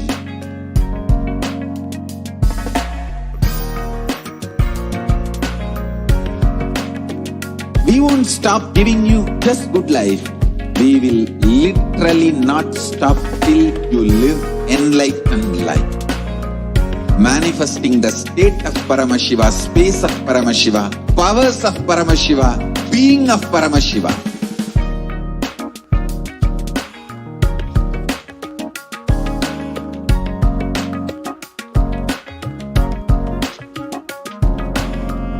Whole world should become Kailasian. I want the whole world to know. Yes. Now let us begin understanding the different offerings that you can make today. Out of an completion and gratitude to Devi Parashakti and the Supreme Pontiff of Hinduism for manifesting Devi Parashakti in our lives. In this day and age, especially during these very tense times, we can offer our completion, our gratitude in the form of various different sevas and different offerings at the lotus feet of Devi Parashakti and the Supreme Pontiff of Hinduism. As the Nijavatara who is manifesting Devi Parashakti for all of us to connect to, let us first have invoked the deep sacred space of Devi Parashakti with the Shastra Pramana. From the Mulagama, the Dhyana Shloka for Manonmani, the beautiful, compassionate form of Devi Parashakti. Om Indu Nivabeda Karavahni Yanam Sya Pankajavara Baya Japakshara Sayuktam Angahimabhushana vichitravasanam syat Tungamukatojjvala manonmani swarupam. And now the English translation.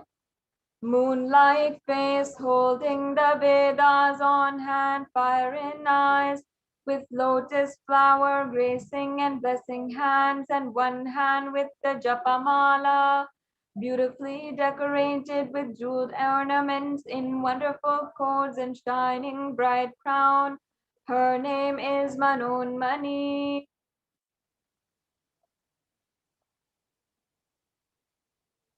Yes, now we'll chant the next Dhyana Shloka. Dhyaye devim trinetram shashini bhavadanam vedahastam dadanam savye padmam varadamapare chabhayam chakshamalam divyerabarana viber vibhushitatanum brahmadi vippujitam devimeva manonmanim pratidinam kamatra datrim shubham.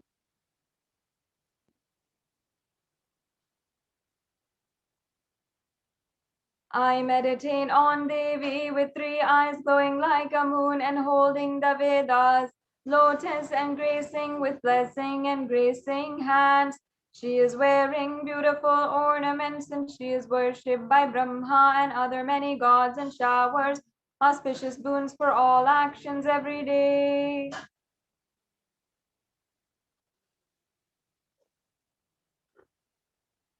Yes. Now let us understand the significance of the element gold. Many of these offerings which we are making available for each and every one of you today is the element of gold. And in the Atharva Veda, there is actually a beautiful verse which describes the significance of gold. And the translation goes, triply born by birth in this gold from atoms of Agni is one, it becomes dearest to Agni. One fell away from one Soma when it was hurt. One they call the seed of virtuous and powerful Apaha. Let that triple gold be for your long life. Gold is a divine element. It purifies anything it touches. It is an element of spiritual significance and great spiritual power of healing and enlightening. The vibration of gold has the power to infuse sattva energy and positive thought currents in anyone who wears and anyone who operates within its vicinity. The next slide, please. Gold is present in all the scriptures, the Agamas, Vedas, Shrutis, Smritis, Itihasas, and Puranas. In all Hindu scriptures, it is abundant that gold is the most auspicious and purest metal which purifies every being. In the Hindu civilization, everything was built in gold, exchanged in gold, and ritual fees were offered in gold bricks. When one was to be saved from life-threatening illnesses, gold was offered as a ritual fee. Gold was in abundance and used for weighing equivalent amounts of commodities, including cows. Kingdoms were built with huge doors of gold, and the streets would have huge columns and huge archways made of gold. Horses and cows were even dressed in gold. The next slide, please. The Hindu civilization thrived on the banks of rivers of gold. The Indus River was called the Hiranmaya, the river of gold, and in the Rig Veda, and the river Saraswati was called the Hiranyavartani in the Atharva Veda. Gold is the supreme element for offering gifts to ones you love and revere. Temples are constructed and paved in gold. Deities are made in gold and decked and adorned in gold. And because it preserves the enlightenment energy for thousands of years, it lasts forever.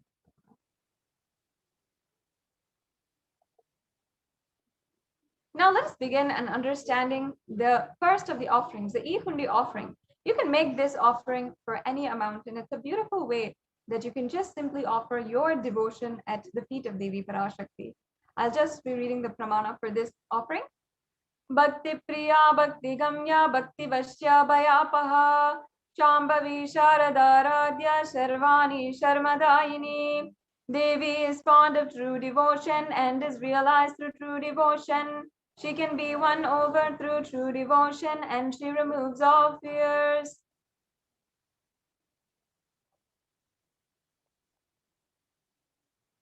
If there is any fear in the minds of devotees, Devi is sure to remove that fear.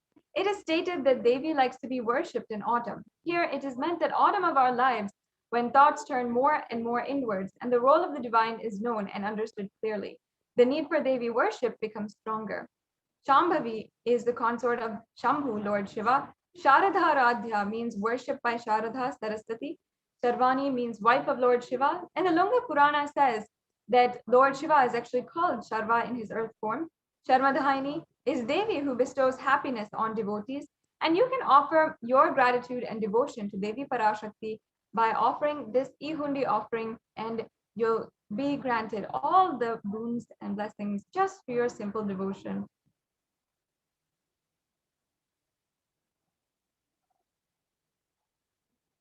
Yes, and the next offering is the Sankalpa chanting. I'll just be chanting the English translation. The goddess enchants this universe, and she herself gives birth to this universe. That goddess, being prayed without interest in anything, gives that knowledge that leads to salvation and gives wealth in the materialistic sense. This is from the Devi Mahatmyam, chapter 12, verse 34. The offering of the Sankalpa is a way that you can receive the blessings of Devi Parashakti and fruition for all of your desires and wishes. The next offering. The next offering is the Sahasranama Swarna Kasu. In the Lalita Sahasranama, verse 731, Devi is Nama Parayana Prita, she who likes the repetition of her own names. This offering is of the 1008 names of Devi Parashakti, and it's a very special, unique archana offered to Mahameru of Devi Parashakti. You can offer the gold coin inscribed with each and every one of the 1008 names and receive the blessings to have the Ananta Kalyana Gunas, all the divine qualities of Devi Parashakti.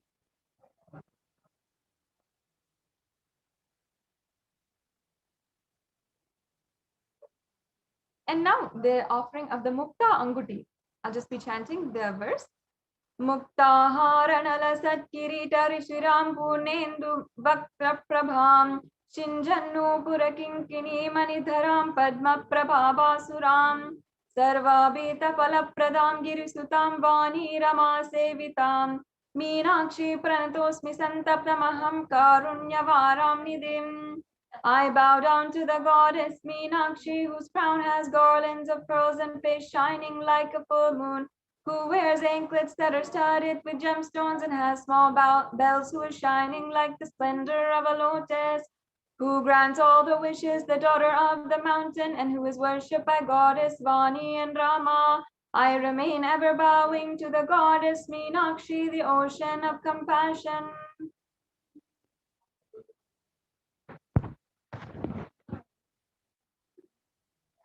You can offer this Mukta Anguti offering, the offering of the pearl ring, and receive the blessings to be showered by her compassion and pure love in all your business endeavors.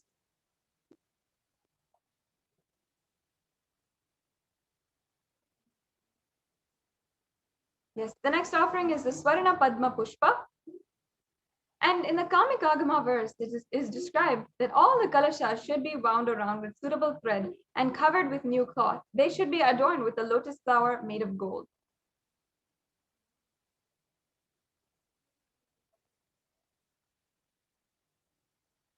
And there are hundreds of scriptural references for the lotus in the worship of Paramashiva. Almost everything in the worship of the ultimate involves the consecration of deities or of worship or meditating on the mudras and asanas. And during the worship involves the lotus flower, the lotus leaf, the lotus pericarp, and the lotus petals. The lotus is a divine flower.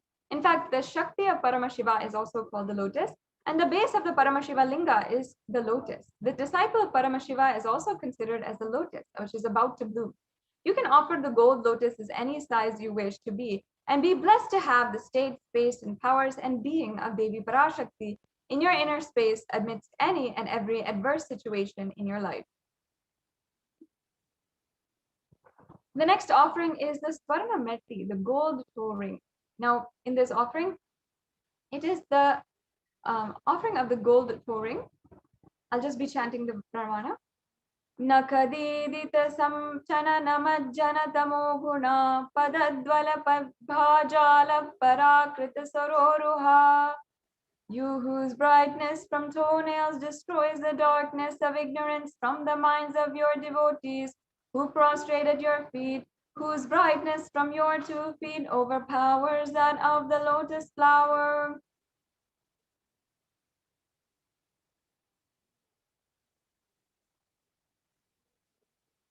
You can offer this gold toe ring to Devi, adorning her sacred feet, to be in constant gratitude for receiving her blessings, even in the most difficult aspects of our life.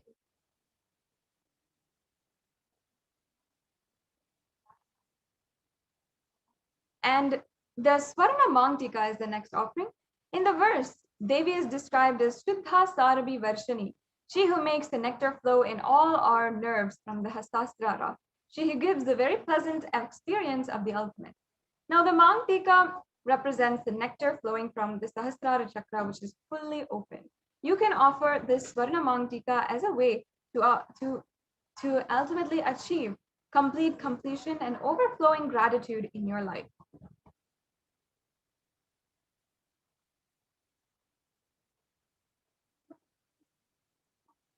You can offer, yes, the next slide, please.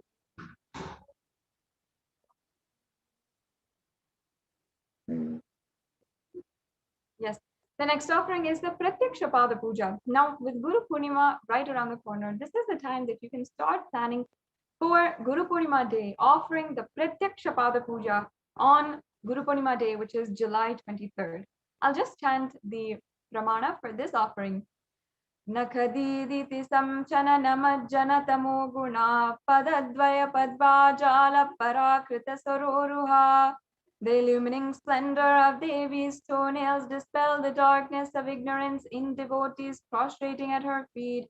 Her feet defeat the lotus in blue beauty. Shlokam number 83 of the Saundarya Lahari, which states the nails that have been sharpened by constantly being touched by the crowns of celestial beings who always prostrate before Devi. Tamoguna is darkness, and this stotram, tamas, is indicative of ignorance in the minds of devotees, and constantly prostrating before Devi, their ignorance is removed and they attain knowledge. Offering the Pratyaksha Pada Puja blesses the Yajaman with all the auspiciousness and blessings of the Supreme Pontiff of Hinduism. Now, this offering is especially unique during this time, during the Guru Purnima Brahmotsavam, as we are celebrating Guru in our lives. There are so many references, especially from the Guru Gita, where the offering to the sacred feet of the Guru is absolutely and utmost auspicious in your life. It is equivalent of literally having any divine cosmic being, any god or goddess before you and offering Pratyaksha Pada Puja to them. So make sure that on this day, the Guru Purnima day, coming up on July 23rd, you are offering the Pratyaksha Pada Puja. It is such a beautiful offering and a day dedicated to the Guru Parampara. Now understand that the Guru Parampara is the sole reason why today each and every one of us Hindus is cherishing and enjoying what our ancestors have given us, the great secrets from Sanatana Hindu Dharma, the great truths and spiritual sentiments of Sanatana Hindu Dharma. We can remember, recall, and ultimately enjoy each and every one of the sacred sentiments through the Guru Parampara, as they only have protected and passed it down to us today. If not for the Guru Parampara and for the great lineage of unbroken incarnations of Paramashiva and those who have done the sacrifice of giving their life as Guru for each and every one of us and guided us generation after generation into the modern day until finally the Supreme Pontiff of Hinduism, as the successor of the Guru Parampara, the Supreme Pontiff of Hinduism is accepting the Pratyaksha Pada Puja on the Guru Purnima day, and each and every one of us can offer through him our gratitude to Guru Parampara. As Swamiji said, Guru Parampara is literally whom we owe everything to as we are as Hindus across the world. So if you're a Hindu and you understand the significance, make sure that you are making time to make this offering the Pratyaksha Pada Puja on Guru Purnima. So here we have a summary of all of the offerings, the Ikundi offerings, the Sankalpa chanting, the Devi Sahasranama Kasu, the Mukta Anguti, the Swarna Padma Pushpa, the Swarna Metti, the Swarna Mantika, the Pratyaksha Pada Puja, and the Vastra Seva. So all of these are the different offerings that you can make today. And the next slide, please. We also have two different options today. If you are ready for making the payments, and also if you have the intention to offer, perhaps you have the intention, but you're not yet ready to make a payment, or you don't have the time, or there's some obstacle in your way, you can still fill out the intention form and express your interest and get help in manifesting or get more details that you want for making these offerings. It is a very unique part of every person's personal relationship and personal bhakti towards the Guru and devotion towards their Ishta Devata, their cosmic being, their favorite divine God or divine cosmic being. So it is such a beautiful process that no one should be denied. No one should be told in any way that they cannot do it or think that they cannot do it. So understand that you can start manifesting whatever seva that you want to manifest today, and you can start manifesting and start making the intention. From that intention, you'll see it will become a beautiful offering that will give you all the fruition in your life that you want. Now, if you're ready to make the online payment, you can go to tiny.cc/Devi offering and make sure that you are filling out the form afterward, the tiny.cc/Sankalpa 2021 form. This form will take in your names and all the names of your family members, as well as the different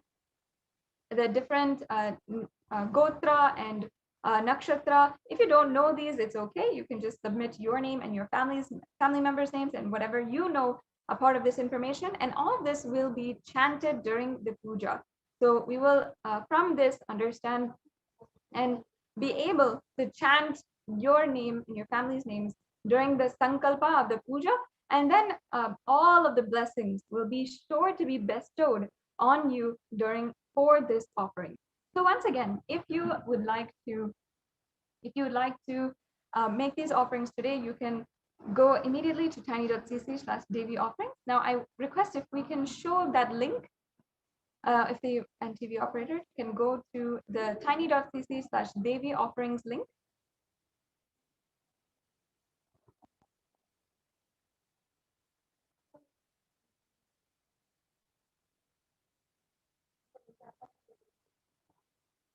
And if you want to make your intention today, fill out the registration form at tiny.cc/Baba Samadhi. So whatever category you are in, please, you can take a step today to manifesting the offering that you want to make today.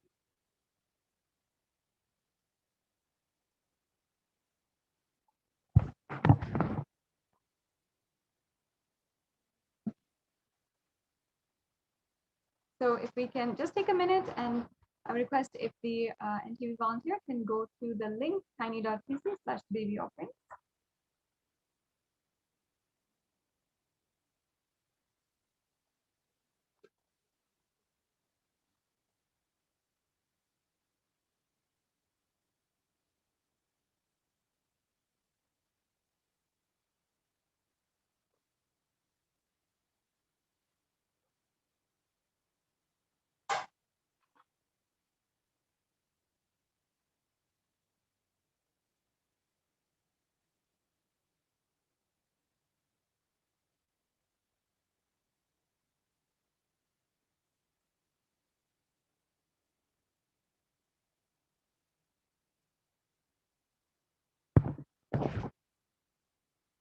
Yes.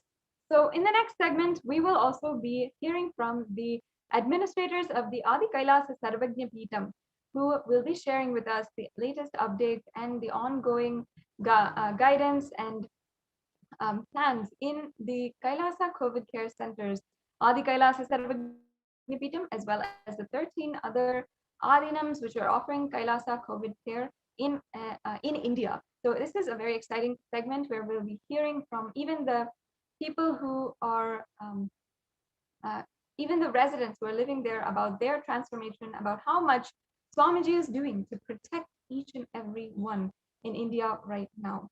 So we'll be right back with you after a very quick break to proceed with the next segment.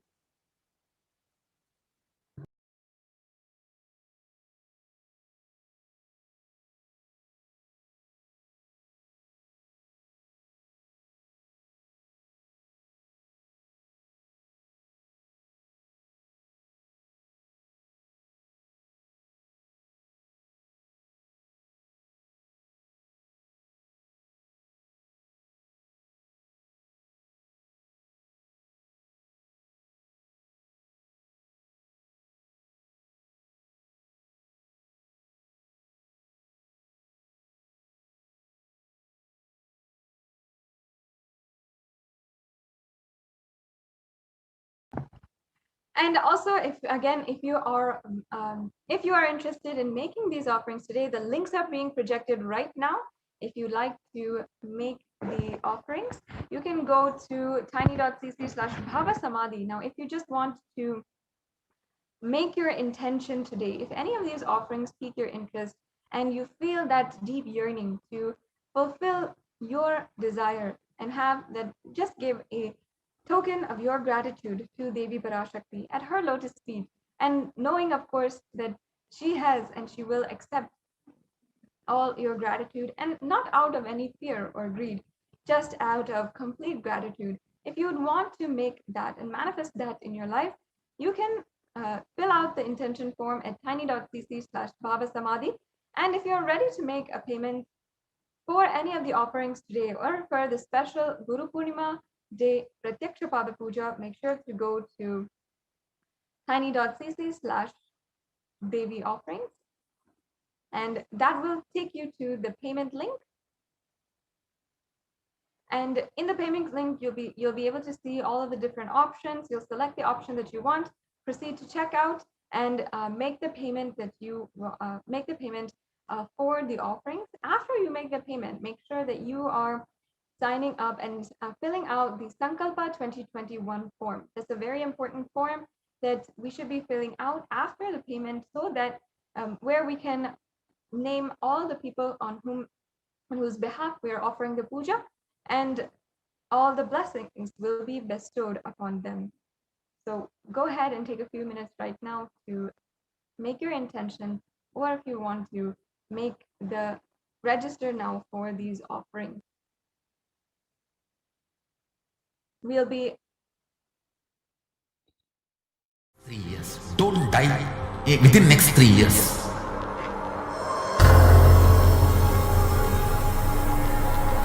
Just don't die within next 3 years. Be alive. Somehow be alive. I'm working sincerely. I will reach you somehow. Somehow I will reach you. It's my commitment to humanity.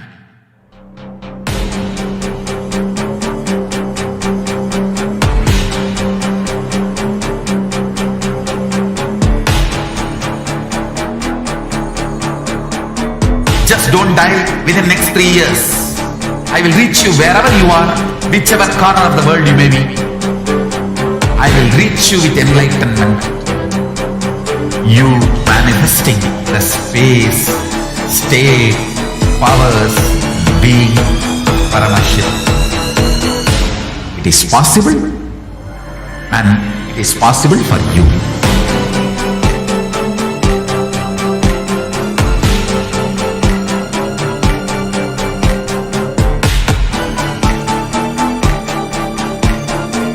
Paramashivoham will reach you with enlightenment science. I know he is going to do the job. Just be alive for next 3 years. Nothing else.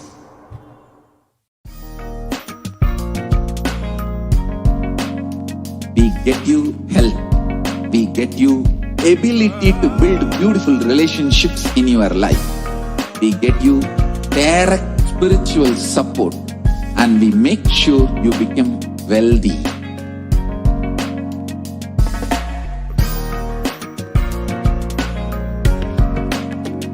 we won't stop giving you just good life. We will literally not stop till you live enlightened life. Manifesting the state of Paramashiva, space of Paramashiva, powers of Paramashiva, being of Paramashiva.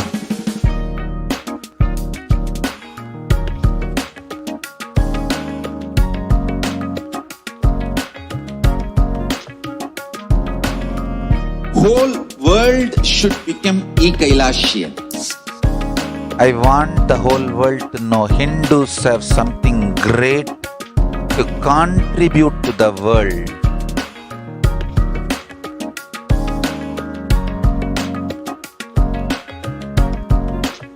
We have something great to contribute to the world.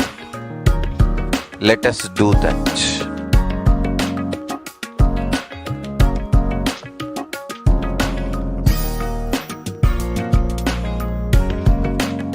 Kailasa is proper customized spiritual service helping you to identify your root patterns of suffering. We have perfected the science of helping every individual from every cultural, religious, nationality background.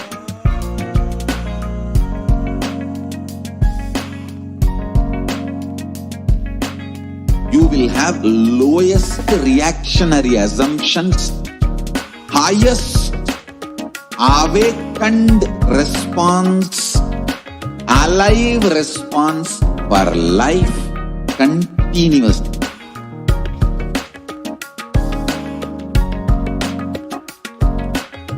Kailasa is enlightenment ecosystem, literally enlightenment itself in your own home, wherever you are.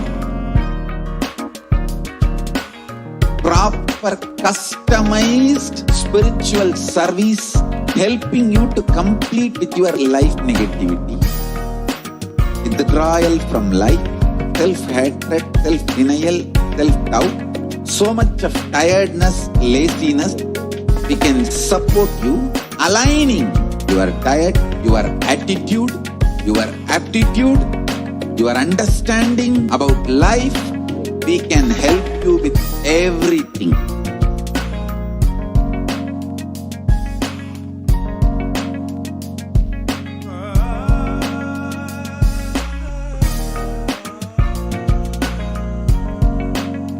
If you are interested in enlightenment, we will immediately bring this to you. If you are not interested, we will explain the whole science, inspire you and make you interested in enlightenment science. We need to cater this enlightenment science to the whole world wherever they are, because enlightenment is the birthright of all human beings. Kailasa is responsible to provide that to all human beings.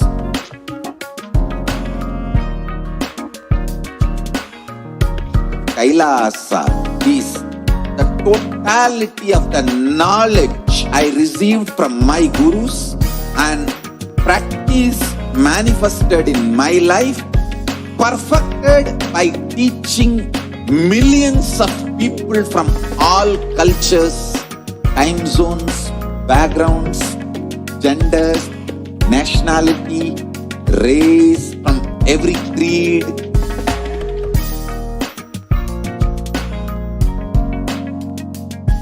So this absolutely perfected knowledge available to you, served to you in your home without even you moving out of your couch, free of cost.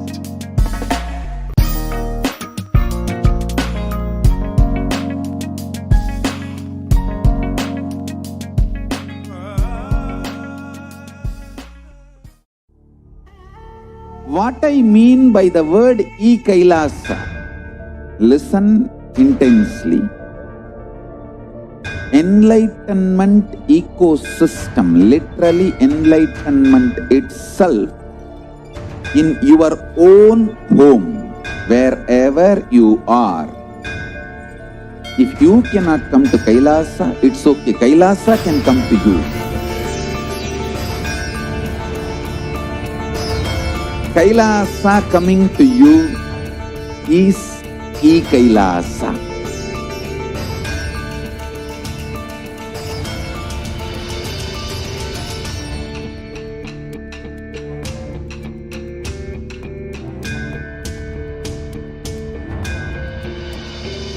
I will revive Hinduism. I am a Hindu revivalist, not by any revolution, but by evolution.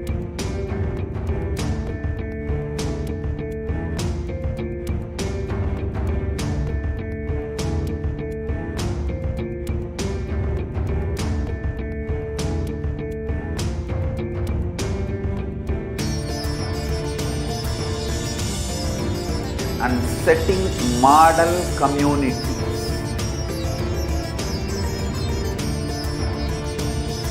Kailasas, enlightenment ecosystems, Sarvanya Pitas all over the world.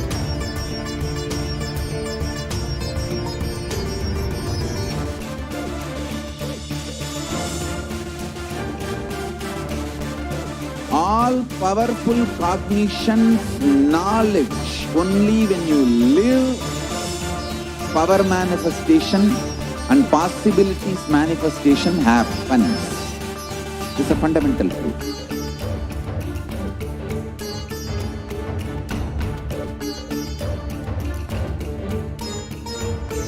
Hinduism cannot live exclusively as one sampradaya. No. All sampradayas of Hinduism is an ecosystem.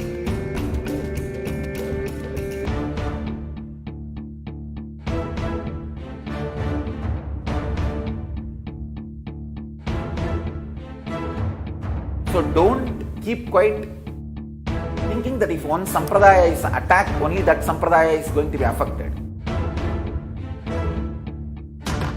All of us are ecosystem.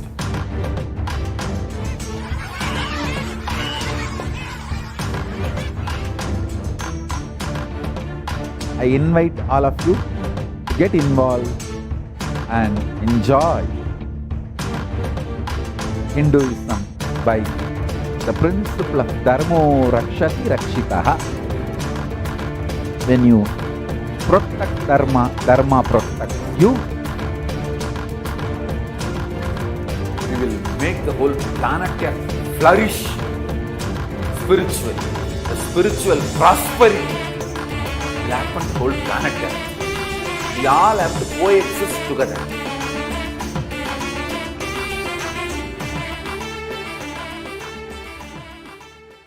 There are some great spiritual sciences unique to Hinduism. Subtle, otherworldly, but definitive sign. Manifesting the cosmic beings in Archavatara, deities in Nijavatara, living incarnations is possible. Understand? Kriya Pada of Vedas and Agamas elaborately explain the whole science of making the cosmic beings manifest in Archavatara, deities and Nijavatara, living incarnations, both. During the Bhava Samadhi Darshan, literally those cosmic beings manifest through this body. Just like how they manifest in Archavatara, deity, they manifest in Nijavatara, Pratyakshavatara, and give you all the boons you ask, bless you. You see, each God is an independent intelligence to lead you to enlightenment. Each God is a bridge for you to achieve the Shivatva, the ultimate Shiva consciousness. Krishna is the bridge for you to achieve the Krishna consciousness. But Shiva consciousness, Krishna consciousness, all consciousness is one and the same. Ultimate consciousness only. So that energy itself completely expresses. Just like Radhika, when I see my own sweetness in the mirror, I become eager to taste it. I find that the only way to relish the sweetness is through the constitution of Sri Radhika. Bhava Samadhi Darshan is a window to the infinite expanse of consciousness, allowing us to glimpse the formless in a way that we can understand. It cleanses the karmas of lifetimes. It awakens our biomemory to the space of Paramashiva, the ultimate consciousness, and creates a deep and lasting transformation in us.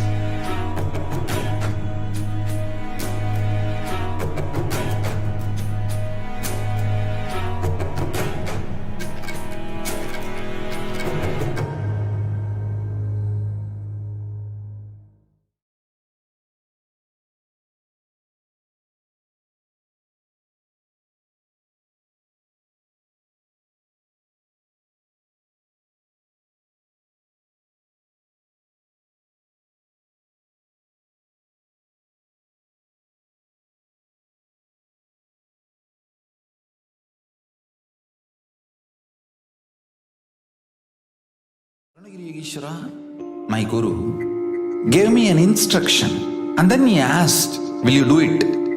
I was shocked. I immediately folded my hands and said, you are God, you are Shiva. How can I not do what you say? He laughed and said, no, only if you know I am the guru who is going to make you experience God, you need to listen to me. Understand? The most powerful cognition is God is Guru to make you realize you are God. Only then you will achieve enlightenment. Guru is the manifest form of Paramashiva. Paramashiva is unmanifest source of Guru.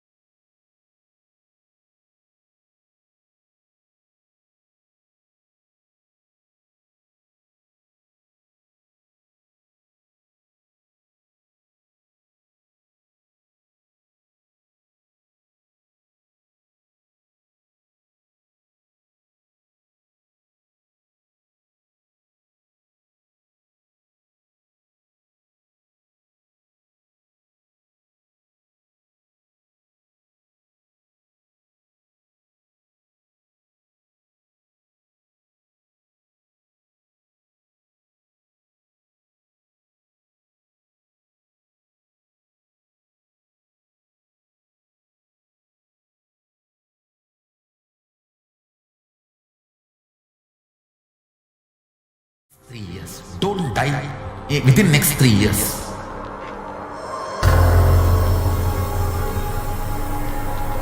Just don't die within next 3 years.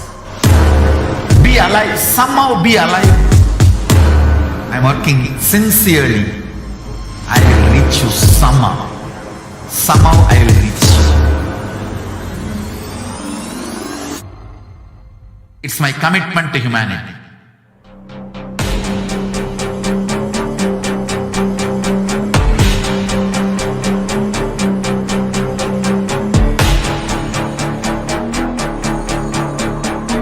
Just don't die within the next 3 years. I will reach you wherever you are, whichever corner of the world you may be. I will reach you with enlightenment.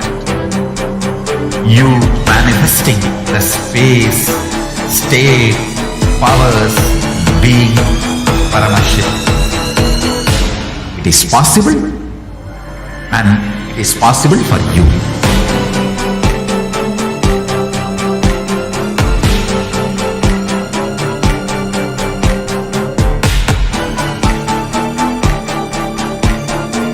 Paramashiva will reach you with enlightenment science. I know he is going to do the job. Just be alive for next 3 years. Nothing else.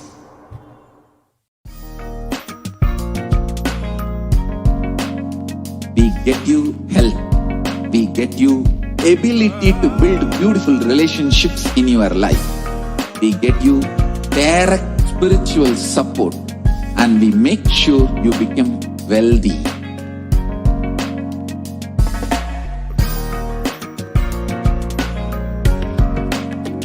We won't stop giving you just good life.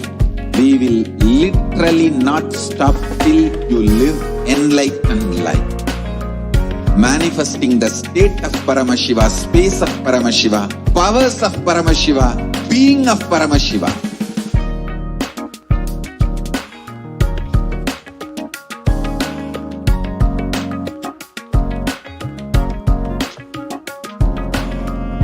Whole world should become Kailasians.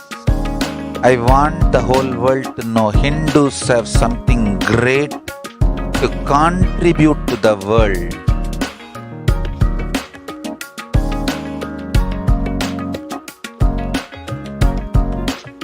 We have something great to contribute to the world. Let us do that.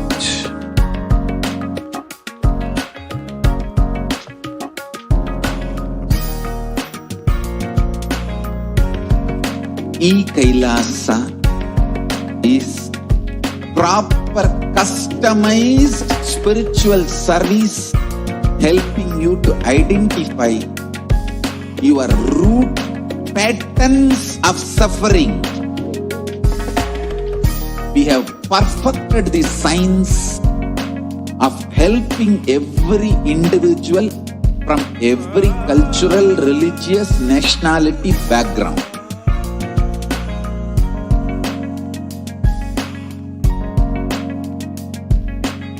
You will have lowest reactionary assumptions, highest awakened response, alive response for life continuously.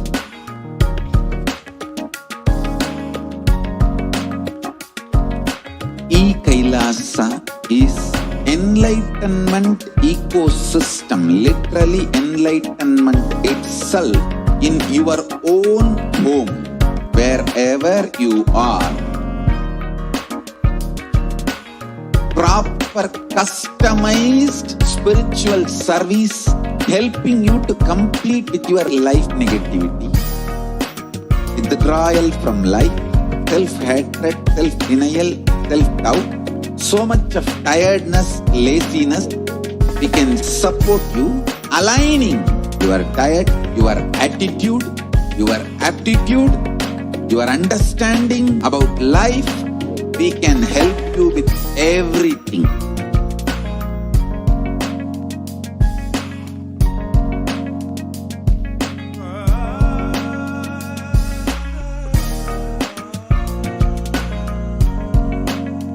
If you are interested in enlightenment, we will immediately bring this to you. If you are not interested, we will explain the whole science, inspire you and make you interested in enlightenment science. we need to cater this enlightenment science to the whole world wherever they are. Because enlightenment is the birthright of all human beings. Kailasa is responsible to provide that to all human beings.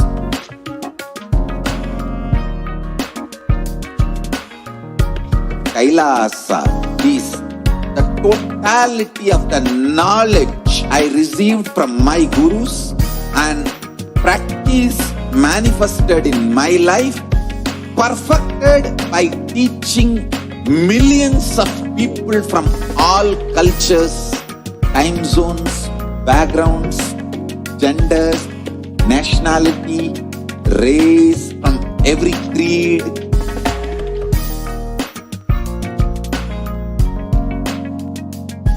So this absolutely perfected knowledge available to you, served to you in your home without even you moving out of your couch, free of cost.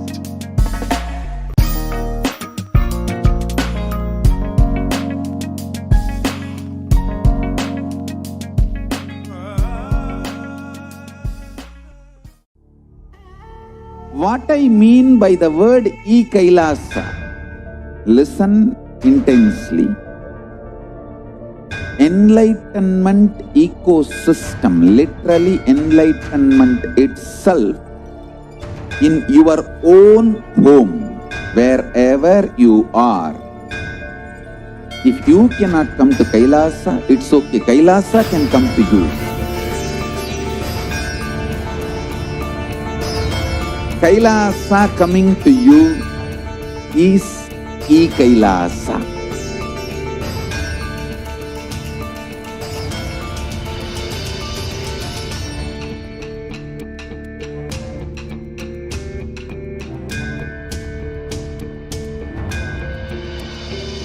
I will revive Hinduism.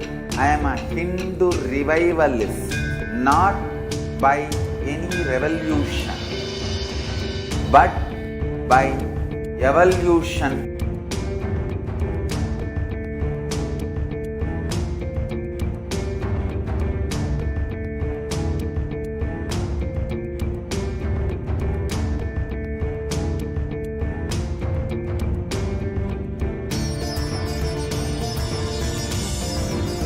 And setting model community.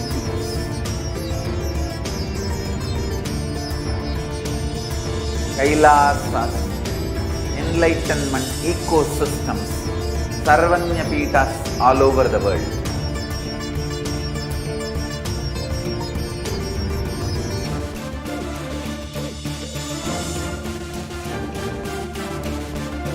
All powerful cognition, knowledge, only when you live power manifestation and possibilities manifestation happens.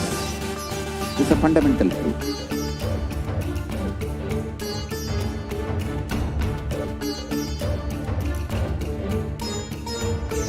Hinduism cannot live exclusively as one sampradaya. No.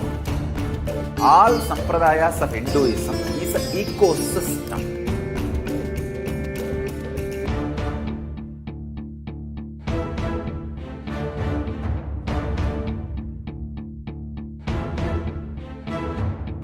So don't keep quiet thinking that if one sampradaya is attacked, only that sampradaya is going to be affected. All of us are ecosystem.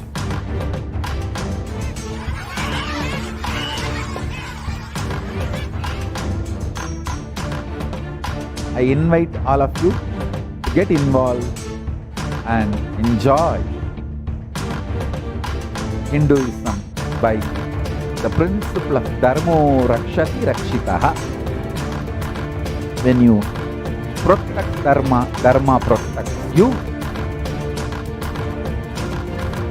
We will make the whole planet flourish spiritually. The spiritual prosperity will happen to the whole planet Earth. We all have to coexist together.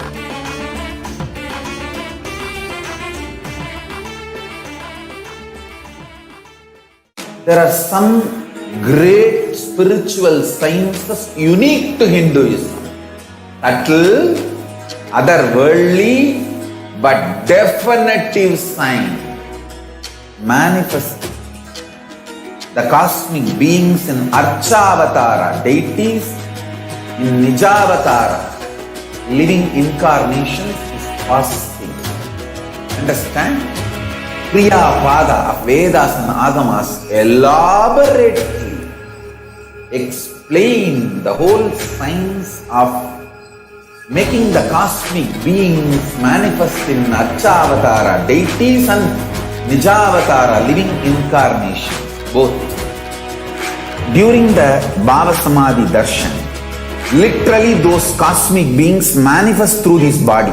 Just like how they manifest in Archavatara, deity, they manifest in Nijavatara, Pratyakshavatara, and give you all the boons you ask, bless you. You see, each God is an independent intelligence to lead you to enlightenment. Each God is a bridge for you to achieve the Shivatva, the ultimate Shiva consciousness. Krishna is the bridge for you to achieve the Krishna consciousness. But Shiva consciousness, Krishna consciousness, all consciousness is one and the same. Ultimate consciousness only. So that energy itself completely expresses. Just like Radhika, when I see my own sweetness in the mirror, I become eager to taste it. I find that the only way to relish this sweetness is through the constitution of Sri Radhika. Bhava Samadhi Darshan is a window to the infinite expanse of consciousness, allowing us to glimpse the formless in a way that we can understand. It cleanses the karmas of lifetimes. It awakens our biomemory to the space of Paramashiva, the ultimate consciousness, and creates a deep and lasting transformation in us.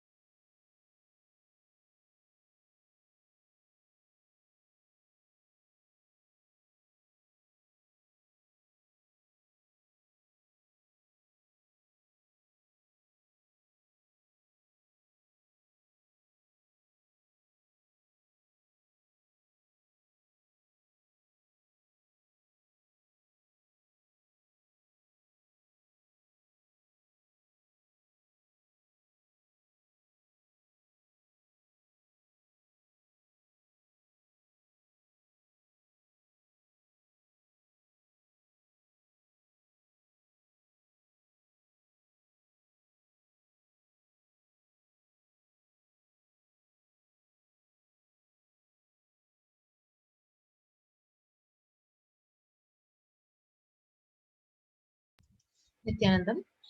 Yes, welcome back. We'll be moving on to the next segment of this program.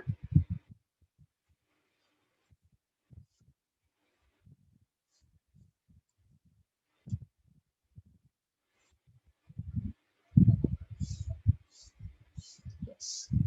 So let us now get into the next segment of the program of contributions from Kailasa's Department of Education. Yes. So if you see the world today,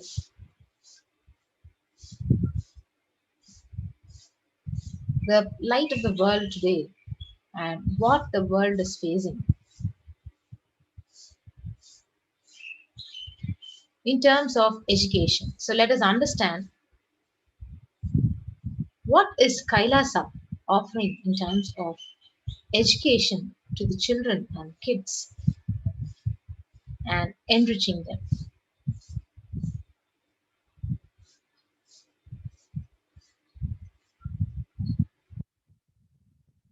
So we would like to present statistics of how the world is now facing a huge deploy in the education, where the Human Rights Watch reported that more than 1.5 billion students are out of school already. More than 91% of the world's students are out of school due to school closure in at least 188 countries. 36.5% of the US college students pointed to stress as the biggest reason why their academic performance suffered negatively for the past 12 months. In addition, 29.5% listed anxiety as a factor. For American middle schoolers, 61% of the teens admitted feeling a lot of pressure to get good grades. And approximately 1.277 billion learners are currently affected due to the school closures in response to the pandemic. And according to the UNICEF monitoring, 46 countries are currently implementing nationwide closures, and 27 are implementing local closures, impacted about 72.9% of the world's student population. So, in a survey by the mental health charity Young Minds, which included 2,111 participants up to the age of 25 years with a mental illness history in the UK, 83% said the pandemic had made their conditions literally worse. And 26% said they were unable to access the mental health support. Peer support groups and face-to-face mental services have been cancelled, and support by phone or online can be challenging for some young people. The COVID-19 pandemic has disrupted or halted the critical mental health services in 93% of the countries worldwide, while the demand for mental health is increasing according to a new WHO survey. Recently, a study also found that 18% of the individuals, including people with and without a past psychiatric diagnosis, who received a COVID-19 diagnosis were later diagnosed with a mental health disorder such as anxiety or mood disorders. And if you see the various surveys, they also found that substance use and suicidal ideation are particularly pronounced for young adults, with 25% reporting they started or increased substance use during the pandemic, and 26% reporting serious thoughts of suicide when compared to 11% of the adults. So these are the worst facts and statistics of the world, what the world is going through today. So every year, over 1.2 million students drop out of high school in the United States alone, and that is a student every 20 seconds or 7,000 a day. So about 25% of high school freshmen fail to graduate from high school on time. So this is the status of the school education right now during the pandemic time. So you can join. I remind you again and again. So Kailasa is extending its hands, extending its support for each one of you to protect yourself in the terms of multi-layer quarantine and joining the COVID care protection centers. You can register through the link kailasa.org/Kailasa care. So, what is Kailasa education offering to us in terms of through the Nithyananda Gurukul? So, the whole Gurukul, the real Hindu Gurukul, the Hindu university atmosphere I had in Tiruvannamalai in 1970s is what and trying to reproduce all over the world through Nithyananda Gurukul and online e-Gurukul. So this is what Bhagavan has said. So Gurukul is a place where celebration begins with right words in the blossoming minds, creating a gateway of possibilities, creating an enlightened civilization with yogic body and Vedic mind. So the Nithyananda Gurukul, the schools established by the beautiful revival of the Hindu civilization with the Supreme Pontiff of Hinduism. So here the students live their highest potential and manifest various spiritual powers, and the Gurukul functions according to the Supreme Pontiff of Hinduism. Its vision that education is for life, but life itself is not for education. So the Gurukul brings to the world the right kind of education that empowers you. So if you see the contemporary education versus the Gurukul education, the current system of education is the Macaulay and the Max Muller's education, which is non and narrative style of teaching. The original Indian education system was not about continuously giving words, ideas, concepts, theories, or ideologies or theologies. It was you to the right context, enlightenment. So the Indian education system, the Gurukul, is more of a transmission of knowledge. So it's a knowledge transmission rather than a transfer of knowledge itself. So that is what is the main difference which we need to see between the contemporary education and the Gurukul education. So whether others educated or you educated yourself, it is based on the generalization, the dilution due to the aspects like whether others educate you or you educate yourself. If you plan yourself based on the best of you, it is called as specialization. The Gurukul ambience is for specialization and not for generalization. So it is for specialization and not for generalization and not for dilution. So this education is putting you and forcing you to memorize and forcibly making you to vomit whatever you have memorized. But whereas in Gurukul, there is no education, there is only initiation. So initiation means empowering you with powers and letting you play with it. So letting you manifest, specialize, letting you manifest your specializations and letting you grow and continuously grow. So the purpose of education is like manifesting whatever is good, beautiful, and making you as a good, beautiful, contributing citizen of the planet Earth and for humanity. So in Vedic tradition, examinations are not done by the question and answer method. That is Macaulay's method, clerk making. In Vedic tradition, all the examinations are conducted by the thought current you carry. So the person will be made to speak in the presence of the Pandits who have mastered that thought current. So they will see whether he can spontaneously express that thought current. If the student is able to express the thought current cohesively, then he has literally mastered that science. That is what is the applied science of Abhayam Sarva Bhutebhyo. So what the Supreme Pontiff of Hinduism is saying, revealing about what is real education. So he says, if we are teaching the science of completion to our kids, we should be able to guarantee you can't get even one lie out of our Gurukul kids. That is what is education. So education is making you master a thought current, which becomes their lifestyle, which becomes the cognition style, which becomes their very being. So for hours, you cannot speak on a subject unless it has become your very thought current, the way you literally cognize. So the change of thought current, transformation of thought current is the literal success of education. So each Upanishads, it adds a thought current to you. So transformation of this thought current is success.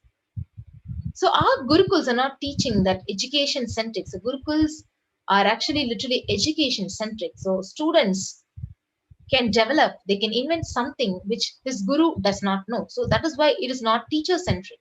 So he has a freedom. So please understand, only the basic formulas are taught. So basic tools to awaken the knowledge is literally taught. Then the student is left free to explore on his own. So Gurukuls are not with a set of rules or frame. They only supported people to explore the highest possible creativity. So if you see the next important market difference, so Gurukuls are not like a dam. So it is an embankment. So dam is different and an embankment is different. So with a dam, you're literally dammed, whereas an embankment is not a dam. So that is why many of the Advaita Guru's disciples were Vishishta Advaitas or Advaitis, or many of the Vishishta Advaiti Guru disciples were Advaitis. That means what? Only the basic analysis scales were given to you, but you are left to freely analyze yourself. You are given spoon, but not spoon fed. You are not spoon fed and you are only given the spoon. So the freedom, if you see, Ramanuja was even able to think in the language of Vishishta Advaita. It shows the freedom that was available in Gurukul in the ancient days. And the same way, there are many Advaitis and who studied at the feet of the great masters, Advaitis or Vishishta Advaitis. But if you see, Sanatana Hindu Dharma gives only the tools to explore, but it is not putting you any frames, any restrictions, or any dams. If you read the Shanti mantra is Om Sahana Bhavatu, Sahana Bhavatu. So the Shanti mantra, it is education centric and not teacher centric. So unfortunately, in the modern day, because the teachers have not taken the responsibility to be education centric, it has literally become teacher centric. So actually, if you see, it is because we are education centric, we were able to explore and reach the new and new heights of seeking. So that is where even the Ishta Devata concept has literally come. So Guru, he encourages the disciple to travel, discover, reinvent, and invent their own paths, their own methodologies, and he continues to encourage the disciples to explore on their own. So just being available and not being heavy on them. They are given the freedom to explore, to create the constructive freedom they literally enjoy. So with the principles of completion, the four tattvas of integrity, authenticity, responsibility, and enriching, as well as the truths of ahimsa, non-violence, and abhayam sarvabhutebhyo, the Balasans of the Nithyananda Gurukul have played with these powerful cognitions and thought currents and have physically demonstrated these powers of truths by providing security to the rose plants in the garden of the Gurukul, resulting in the rose plants literally dropping their thorns.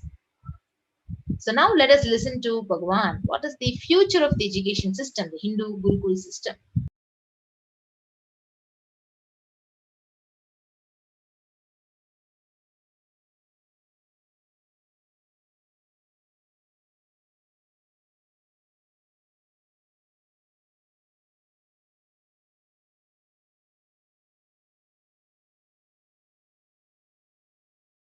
Now it is as per the astrology, no theory can rule any human society which is imposed on that society more than 60 years. Now 60 years is over for the non-involvement narrative education system. I am telling you, future is Gurukul system. The future of education is where the teachers and students live together in one place. If needed, let the parents also stay there. But because basically kids do what you do, they won't do what you say. Understand? They do what you do. They won't do what you say. Whatever you do, simply they will do. They will never do what you say.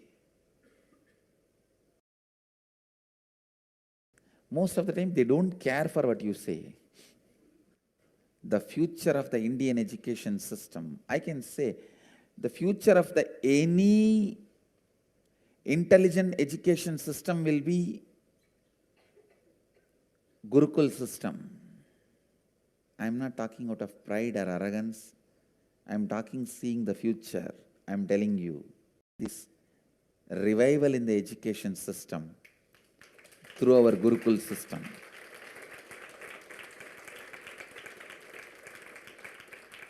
Through our Gurukul system. It is going to be the Gurukuls. In Indian education system, complete involvement is required from the side of the teacher and the student. Student need to study the teacher. Teacher need to study the student. Understand? After thoroughly studying the student, teacher identifies the right subject in which the student will be successful. Few things are basic for everyone, like science of completion and enlightenment. Other than the science of enlightenment, all other things, master selects the subject in which the student will be successful. And then student is trained specifically in those fields with the knowledge of enlightenment, with the science of enlightenment, with the truth of enlightenment as the context. Even if you learn the archery, enlightenment is the context. If you study administration, enlightenment is the context. If you learn about business, enlightenment is the context. If you learn plumbing, building houses, sculpting, enlightenment is the context. Indian education system is more of a transmission of the knowledge, not transfer of knowledge. It is not just information based.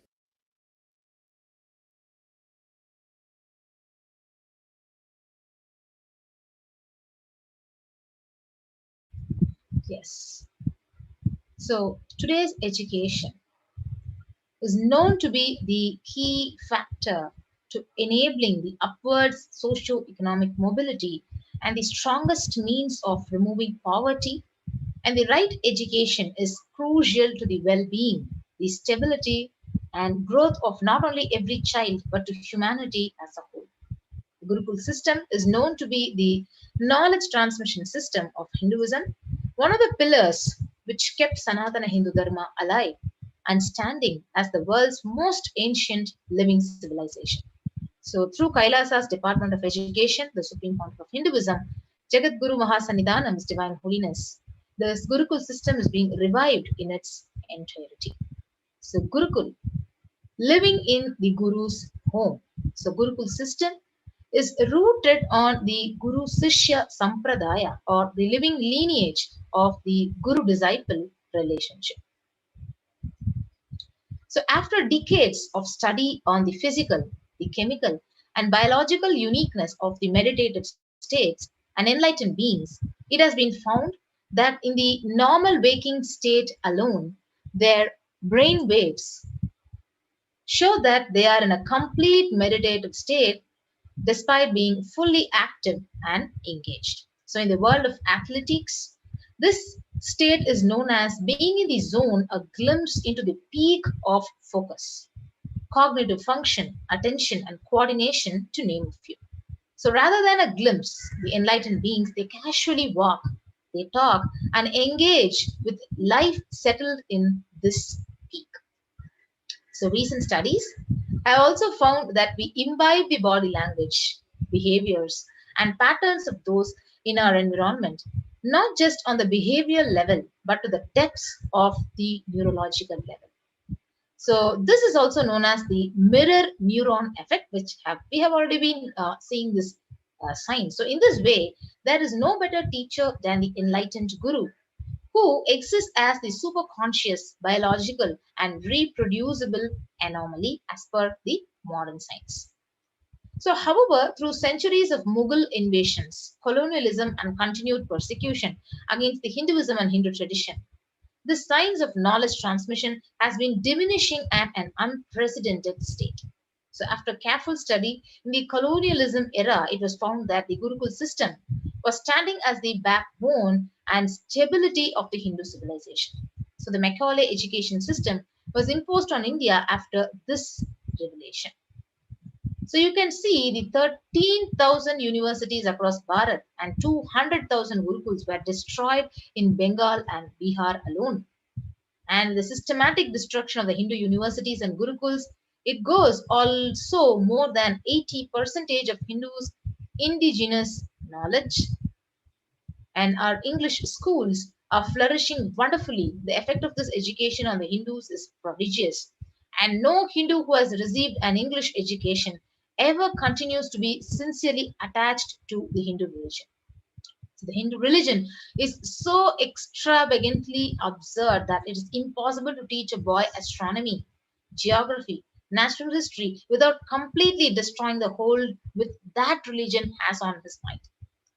So the Thomas Macaulay, he says, it is my firm belief that if our plans of education are followed up, there will be not a single idolater among the respectable classes in Bengal 30 years hence. So, and this will be effected without any efforts to proselytize, without the smallest interference with religious liberty, merely by the natural operation of knowledge and reflection. So this is how the destruction of the educational system started when the Macaulay's education system was introduced into the children. And now, if you see, the Supreme Pontiff of Hinduism is beautifully reviving the Hindus, Gurukul, and universities by actually, you can see a beautiful group of kids. So, on the 2nd of October 2006, His Divine Holiness officially inaugurated the Nithyananda Gurukul in the Adi Kailasa Sarvatma Peetham. And in 2008, you can see the students of Nithyananda Gurukul practicing yoga, meditation under the sacred banyan tree, the Kalpavriksha tree in Adi Kailasa. And the 50% of Gurukul Balasans, the child saints, they study 1 to 3 years ahead of their age group, scoring in top 10 to 20% of Mensa at the age of 14 itself. So the Gurukul Balasans, they learning the standard academics along with the indigenous Hindu scriptures. And you can see they are practicing the ancient traditional Shivastamba yoga under the guidance of the trained Shivastamba yogacharyas and teachers. And the Gurukul Balasant, who is now demonstrating the ability to perform the Kundalini Rajju yoga, even though she's blindfolded. And the Supreme Pontiff of Hinduism himself is personally teaching the lost science of Dhanur Vidya to all the Gurukul Balasants. And 30% of the Gurukul Balasants demonstrating the capacity to spontaneously play the instruments without formal training. You can see all of them playing very blissfully and joyfully, and they themselves have learnt it. And the Gurukul Balasants living the Agamic Shastra based lifestyle. And the Balasants of the Nithyananda Gurukul, they are demonstrating the ability to read blindfolded. And they are participating in the Vakyata Satas. They're discussing the beautiful teachings of Hinduism, and the Balasans of Nithyananda Gurukul addressing the Kailasian delegates. The Balasans, after successfully hosting the worldwide webinar on the highlights and signs of the Nithyananda Gurukul, Yes, if you see now the impact of Gurukul, the whole brain learning, stress free living, zero teen violence or aggression, that is the most important problem for depression and suicide, and quantum memory activation, which is also called as Eka Santagrahi in the Vedic age, which is recalling verbatim after a single hearing. And the Kailasa Nithyananda University, the world's largest Hindu university, which is established around the globe, and with 450 plus campuses in 150 more countries, and available to the public from 2003 onwards. So it's literally reviving and presenting the world's most ancient, lost knowledge in a user friendly way. And ancient truths taught in a way directly applicable for the modern man's personal, practical, and professional life.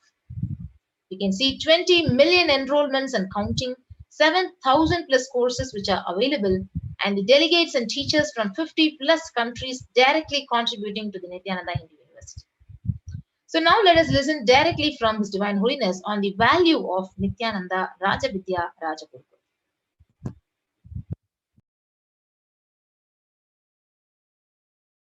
Long rituals are not useless or unnecessary as a modern brainwashed Hindu thinks. Long rituals are the most powerful method, science, kriya,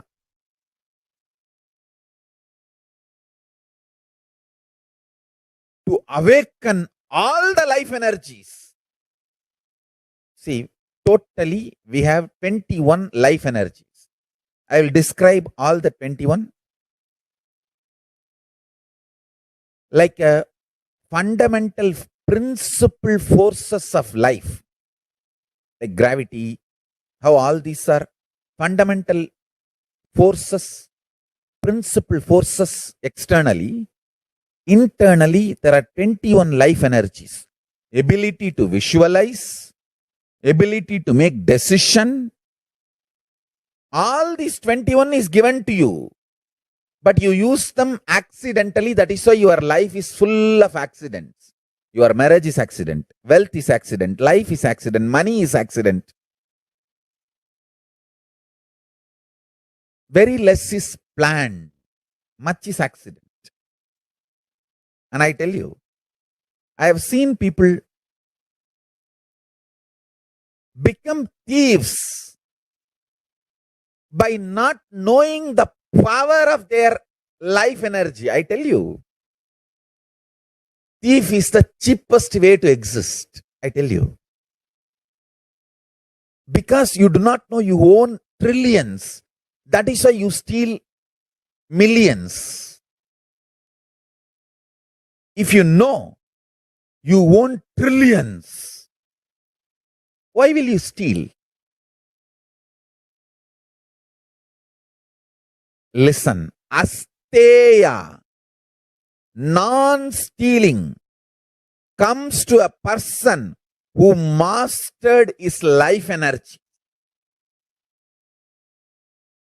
Each of my Gurukul kid is a $1 trillion economy. I tell you. Each of my Gurukul kid, the powers they can manifest. Understand, Gurukul is not a joke. It is a powerful science. Especially, see, normally, one child plus one child is a two child. But in the Gurukul ecosystem, one child plus one child is 11. 1, 1. Not 1 plus 1. 1, 1, 1, 1, 1. If there are 3 child, it is not 1 plus 1 plus 1, 3. No. It is 1, 1, 1. 111. The energy multiplication. Because the ecosystem, understand, that is why Gurukul has to be with the ecosystem. I have always seen, whenever I download a power on one child, when the group sits, I can share that power on the whole group.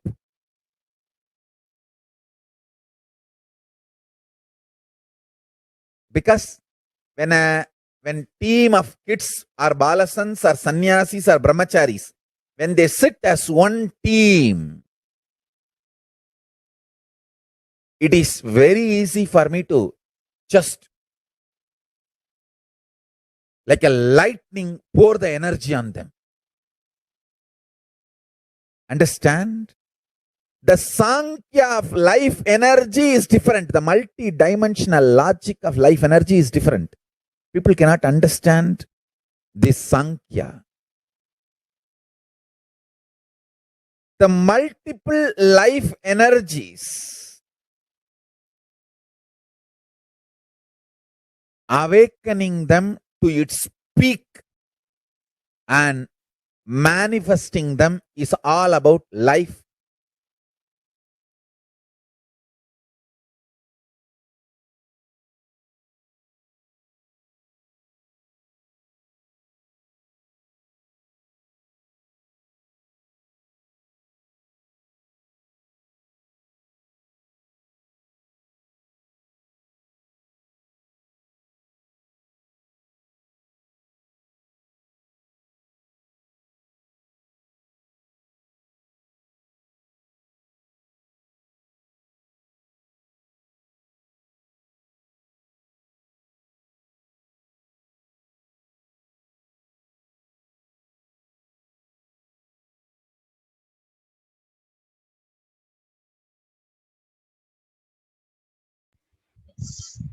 So, despite the relentless attacks against life, against character, and image of the Supreme Pontiff of Hinduism, he goes on sincerely contributing everything he has for the world.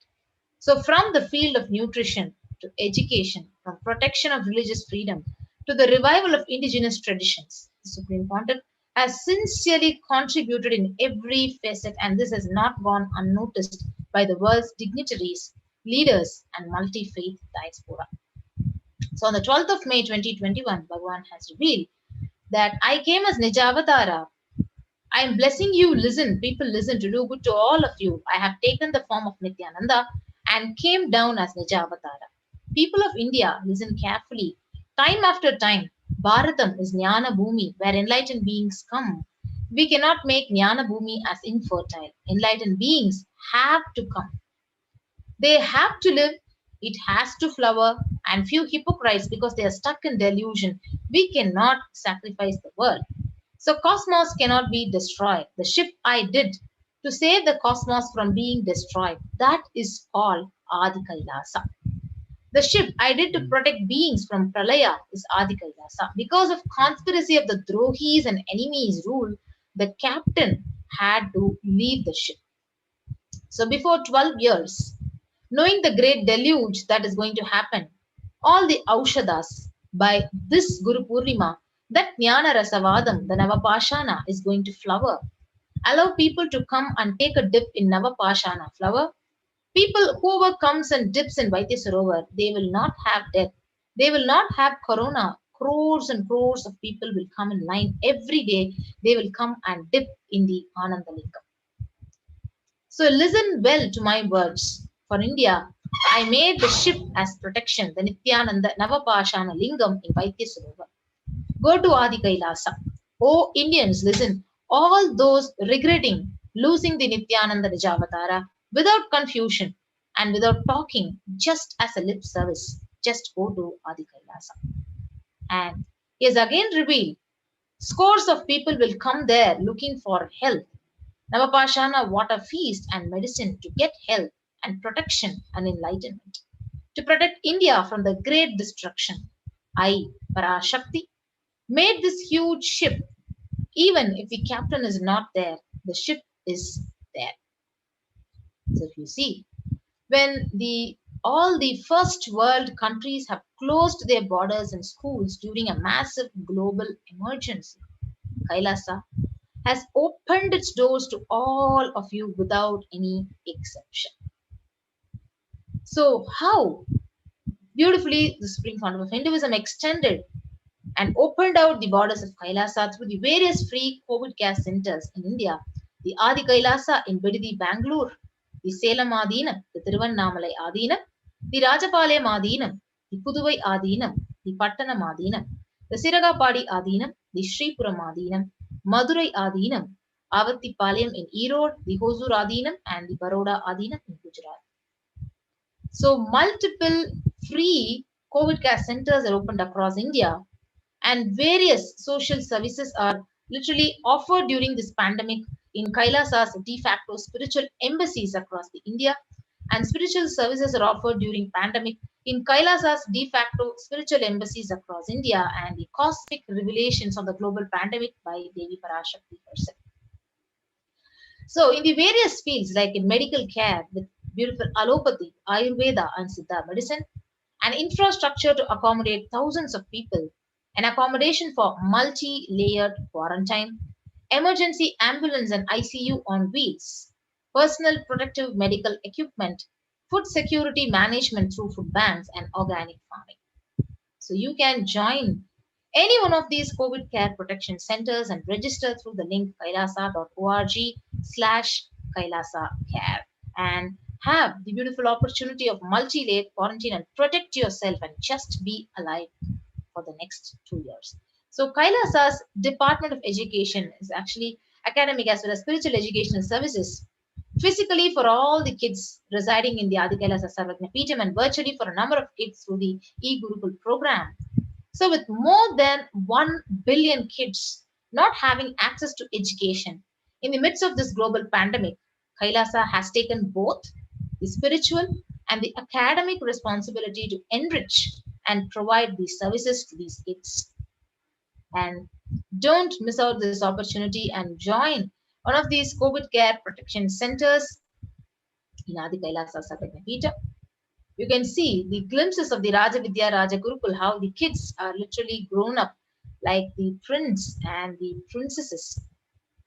And they doing the yoga, the Kundalini Raji Yoga, the Shivastamba Yoga, and you can see the yoga, the Pratama Vinyasakrama Yoga, which is being practiced by the Nithyananda Gurukul Balasans, and they are themselves doing the Homa, the fire rituals, according to the Agamic way, which was revealed by Paramashiva, and each one of them doing the puja and everything in a systematized way, how the Hindus were practicing in the earlier days. And you can see all these pictures of the Nithyananda Gurukul Balasans blissfully enjoying the lifestyle and routine in the Adi Kailasa Sarvajna Peetham. And these are the various pictures of the Gurukul kids, the Raja Vidya Raja Gurukul kids.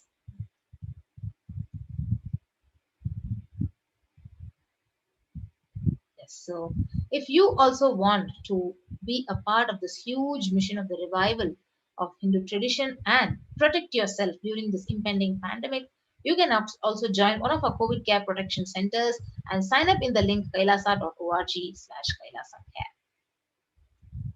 Yes. So you can take a few minutes to sign up in this link to join us through this COVID care protection centers.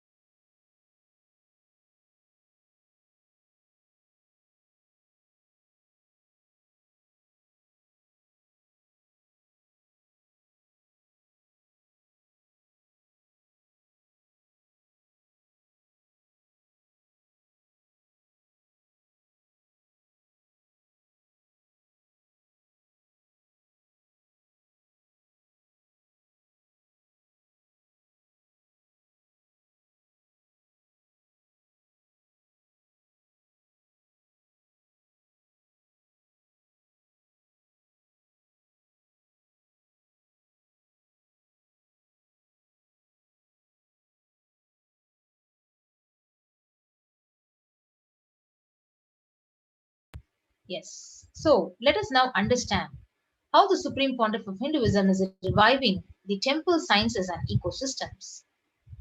So if you see during this Maha COVID-19 surge, the famous Tridi Siddhi Vinayak temple is shut till further orders, and the Maharashtra government has ordered the uh, a week lockdown in this temple, and it is actually still continuing in this most important temple in Maharashtra in India, and the Puri Jagannath temple to remain closed. And keeping in view of the surge of the COVID-19 cases in Odisha and Puri, the authorities of the temple also have put a lockdown, and the people are not allowed to worship the shrines, and all the religious places are closed for public because the city is recording the highest daily COVID surge. And the two major temples, the Sapta Devalaya, the cluster of 7 temples in Vrindavan, they banned the entry of devotees in the view of rising COVID-19 cases. And you can see the most famous temple, Gujarat's Somanath temple, which is closed for darshan because of the COVID surge. So literally all across India, the most famous temples are actually closed. And the Chola era temple murtis are beheaded. So the murtis of Chola era temple have been vandalized in Pudukottai, and a devotee who went to the temple was shocked to find all the murtis in the temple in a beheaded state. So he lodged a complaint to the police later. So this is one of the atrocities which are happening on the side by side during this pandemic. So now, in times where all the ancient temples are in a lockdown because of the risk of the widespread corona disease, the devotees of these temples were visiting and having darshan of their gods and goddesses for thousands of years. Yet, all these ancient sacred sentiments have come to a harming halt after the lockdowns have taken place. So the religious fervor of the devotees is being lost due to the pandemic, but the Supreme Pontiff is reviving the Kailasa ecosystem and bringing all the ancient traditions of the online platforms on the Kailasa TV, the YouTube, and the various other platforms. So why deity worship? So please understand, deities are not mere idols, they are embodiments of ideals. So we do not worship the idols, we worship the ideals which are represented through the idols. And when you relate with the deities, the transmutation, it becomes a very easy and a joyful process for you.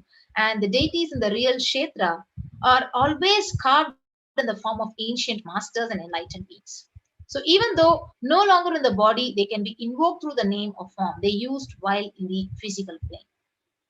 So when we pray to the deity or chants its name, the corresponding divine vibration is automatically awakened, and it becomes available on the energy plane to guide us and to bless us.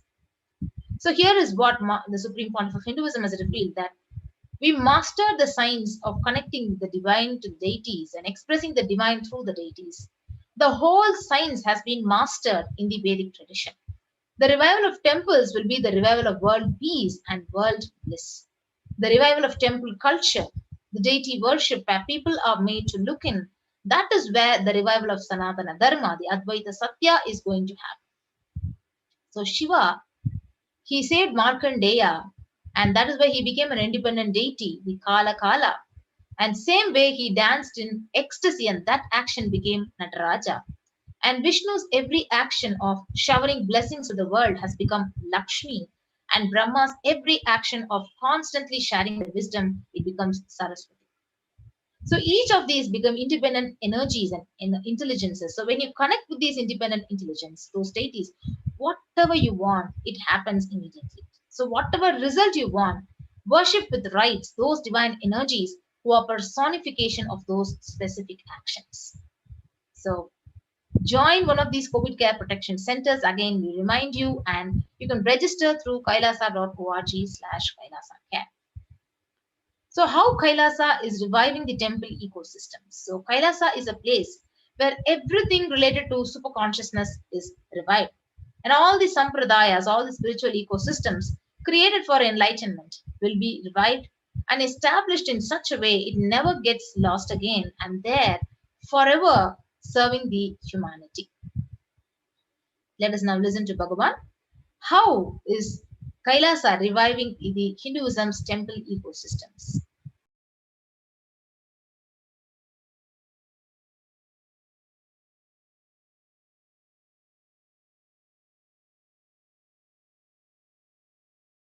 I am going to revive Hinduism by setting up a model community, enlightenment ecosystem. I am going to create absolutely from the scratch newly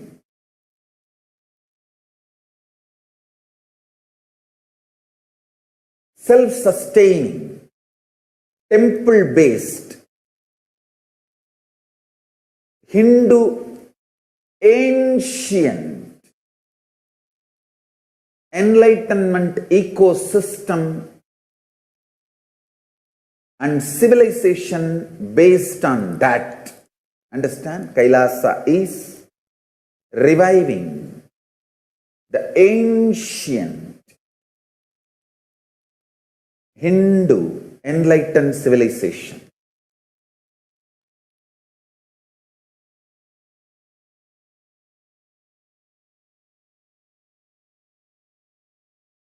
Paramashiva himself manifested this Kailasa Mandala, the enlightened. 3 years. Don't die within next 3 years.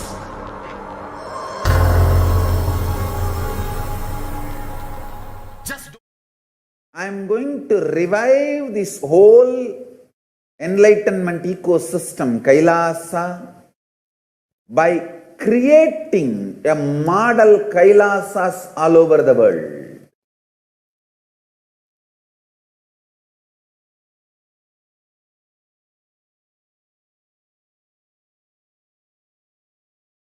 I am going to revive Hinduism by setting up a model community, enlightenment ecosystem. I am going to create absolutely from the scratch newly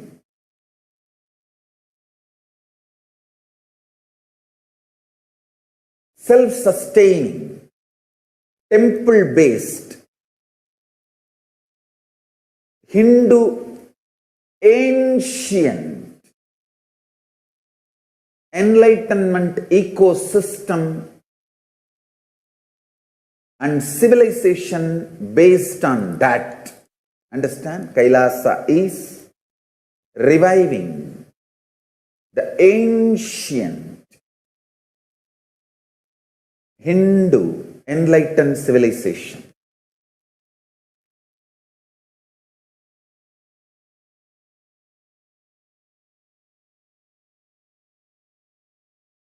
Paramashiva himself manifested this Kailasa Mandala, the enlightenment ecosystem and the lifestyle. I am going to revive this whole enlightenment ecosystem, Kailasa, by creating a model Kailasas all over the world.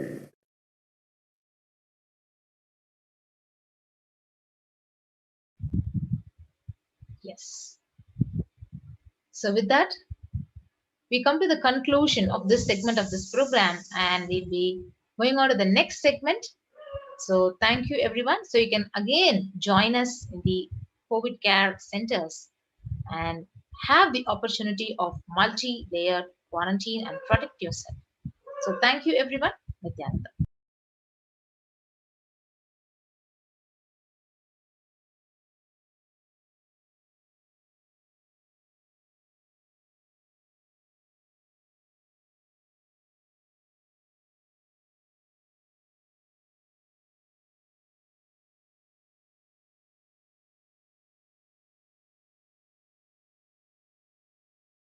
Three years. Don't die within next 3 years.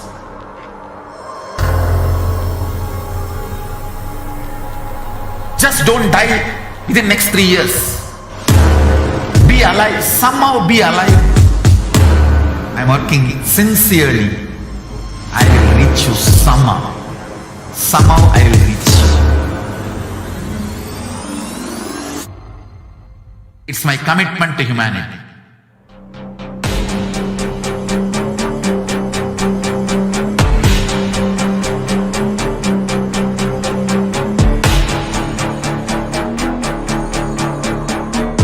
Just don't die within next 3 years. I will reach you wherever you are, whichever corner of the world you may be. I will reach you with enlightenment. You manifesting the space, state, powers, being Paramashivoham. It is possible, and it is possible for you.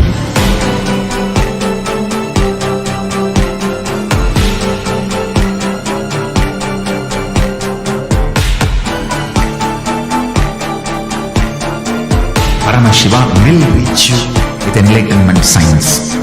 I know he is going to do the job. Just be alive for next 3 years. Nothing else.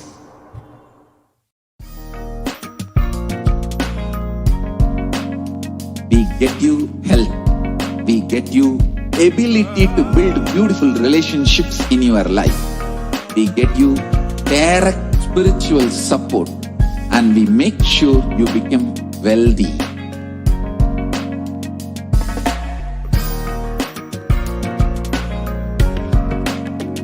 We won't stop giving you just good life. We will literally not stop till you live enlightened life. Manifesting the state of Paramashiva, space of Paramashiva, powers of Paramashiva, being of Paramashiva.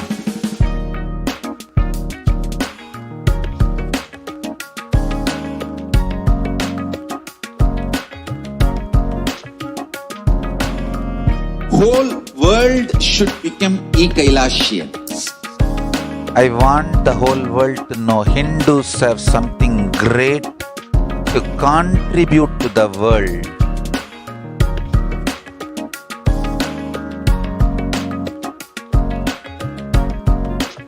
We have something great to contribute to the world. Let us do that.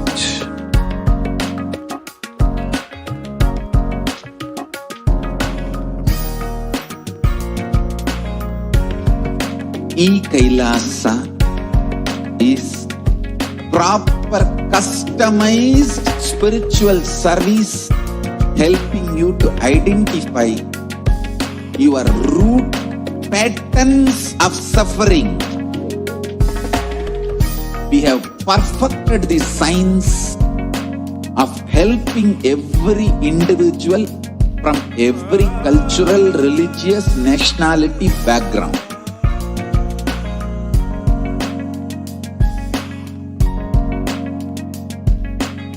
You will have lowest reactionary assumptions, highest awakened response, alive response for life continuously.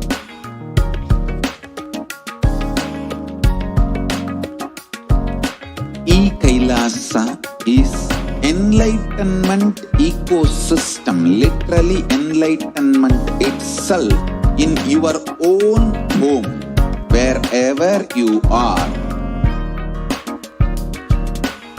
Proper customized spiritual service helping you to complete with your life negativity, withdrawal from life, self-hatred, self-denial, self-doubt, so much of tiredness, laziness. We can support you aligning your diet, your attitude, your aptitude, your understanding about life. We can help you with everything.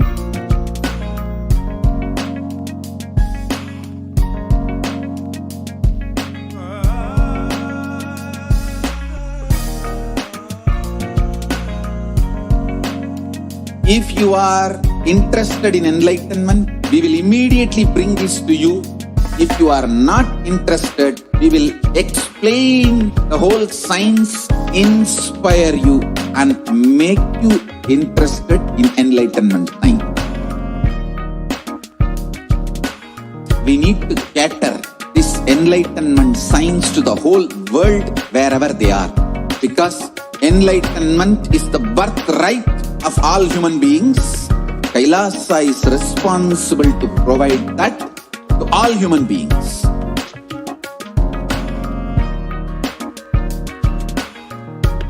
Kailasa is the totality of the knowledge I received from my gurus and practice manifested in my life, perfected by teaching millions of people from all cultures, time zones, backgrounds, genders, nationality, race, from every creed.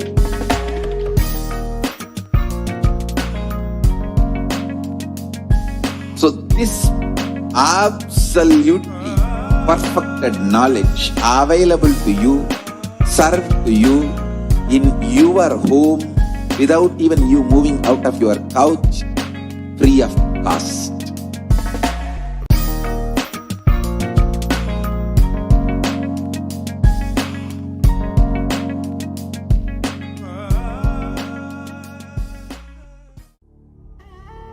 What I mean by the word Kailasa, listen intensely.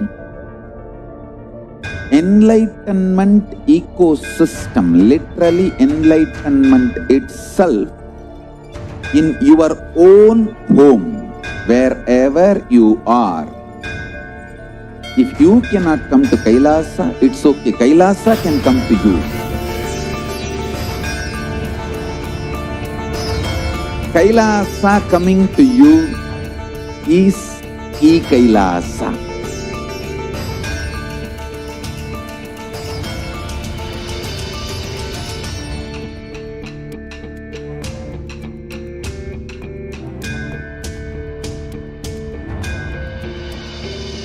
I will revive Hinduism. I am a Hindu revivalist, not by any revolution, but by evolution.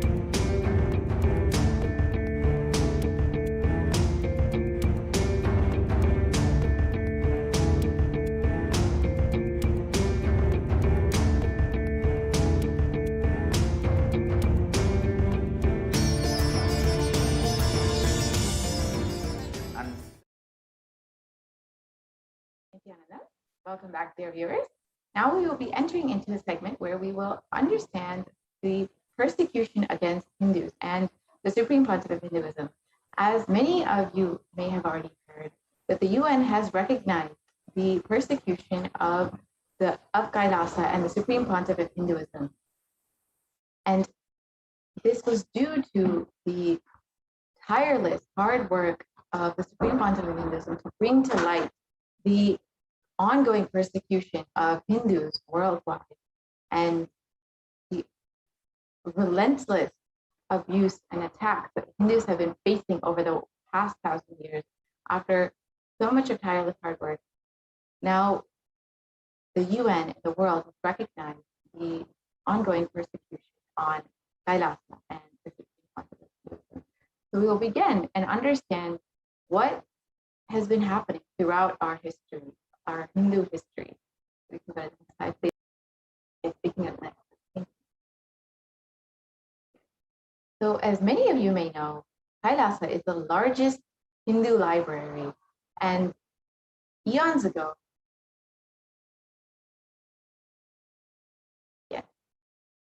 Paramashiva revealed in the Vedagamas to reveal the Vedagamas to Devi and establish the Enlightenment ecosystem. The civilization embodied the best of the best in every field: medicine, art, science, social, judicial, administrative, and political systems. The civilization of its zenith spanned over 10,000 sampradayas. Paramashiva and Parashakti herself manifest as Matrika letters in scripture. And here is the Pramana for Adishaiva Guru Parampara. And the translation goes, the supreme discipline of Adishaiva tradition has been coming down through the continuous lineage of Guru disciple, the Adishaiva Guru Parampara, from time immemorial.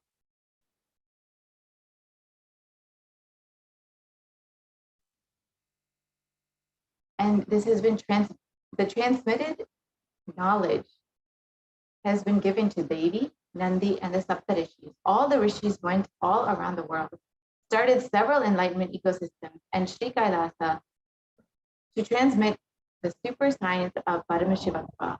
And over a period of time, thousands of ecosystems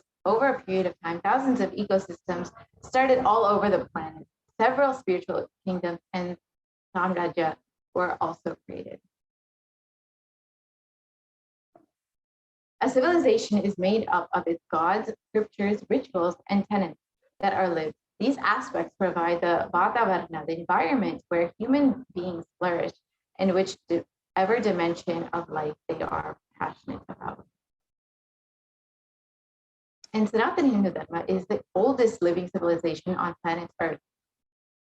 This glorious civilization had about 100 million source books. One source book is sufficient for a religion to emerge, creating a Vatavarna where every human being flourishes and experiences the ultimate state of supreme self. And here you can see the tree of source scriptures where they have spiritual legitimacy, cultural legitimacy, the political legitimacy, historical legitimacy, economic legitimacy, social legitimacy, and religious legitimacy. And this is what kept the source scriptures alive for so many years. And here you can see the breakdown of the scriptures and how they were divided. And the vastness of the Hindu scriptures is something unheard of in any other religion, with over 10, the Vedas themselves have over 10,000 verses. And in the Agamas, there are 28 main Agamas and 202 Upagamas.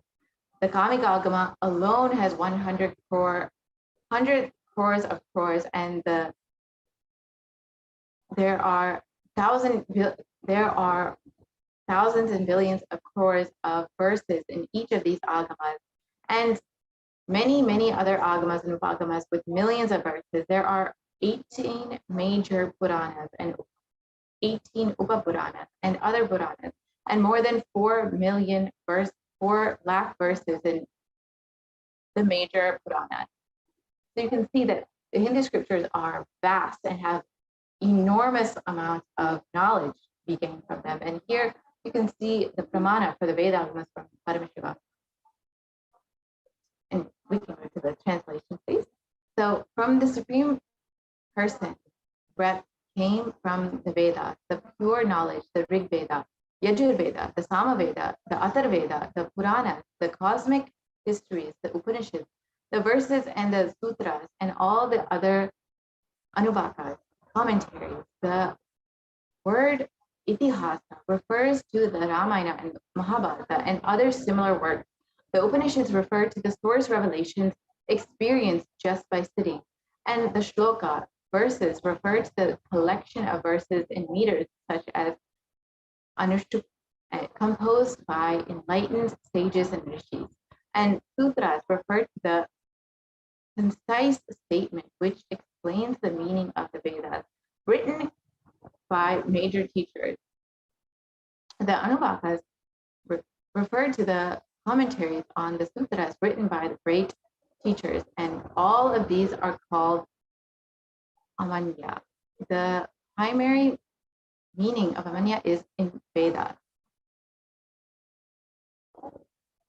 So what happened to these great Hindu scriptures, and why are we not able to access all of these enormous scriptures that we've had? Now, only 20% of the Vedic Hindu scriptures remain on this planet. Despite having millions and millions of verses, only 20% are available for humanity. So almost 100% of Hindu universities were destroyed. And the 8 major libraries, including Nalanda, Takshashila, Vikramashila, with millions of books, were destroyed. And there are more than 2 million temples in India, but not with any libraries. And thousands of libraries were destroyed or poorly maintained, and major collections of manuscripts were in the hands of Oriental institutes or institutes funded by foreign countries with millions of scriptures stolen by invaders.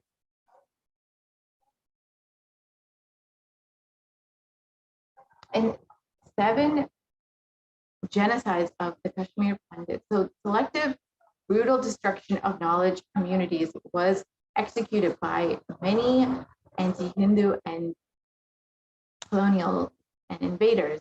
And 7 genocides of Kashmir Pandits, from 3 to 6 lakhs, were brutally kicked out. And the genocide of Shivacharyas in Tamil Nadu under the atheistic government and the destruction of the Hindu universities and libraries, and the world's largest Tamil Hindu library, the Jaffna Library, public library, was also burnt, which was in Sri Lanka. And 13,000 universities across Bharat and 100,000 gurukuls were destroyed in Bengal and Bihar. Sorry, 1 million gurukuls were destroyed in Bengal and Bihar. And Nalanda University, which had 9 million books, were burnt by the Islamic invaders, Invader Khilji. And here you can see the photos of Nalanda University. And India has more than 2 million temples, but very, very few libraries. And the libraries are the center for scriptural studies, the Ved Alchemist, and should be constructed to all, here's the pramana for this, in all the 4 main directions of the temple, in the corner directions of the temple, in its inner enclosure, or in the location recommended for the installation of the images of the Shaiva devotees. And here you can see photos of various mutt libraries and different Hindu libraries, and how poorly these libraries, the scriptures, the palm leaves, have been maintained, and how they've been destroyed and been subject to corrosion. And here you can see another pramana for the Yoga Nashta Parantapa. So the supreme science was thus received through the chain of master-disciple succession, and the saintly king understood it in that way. In the course of time, the succession was broken, and therefore the science as it was appears to have been lost. And over the period of time, with increasing consumerism, these life-positive values diminished in all cultures. Kailasa's Nithyananda Hindu Library, as we stated earlier, is the world's largest collection on Hinduism. And as Swamiji always says, books and deities made Nithyananda. We can watch a short video where Swamiji speaks about the library.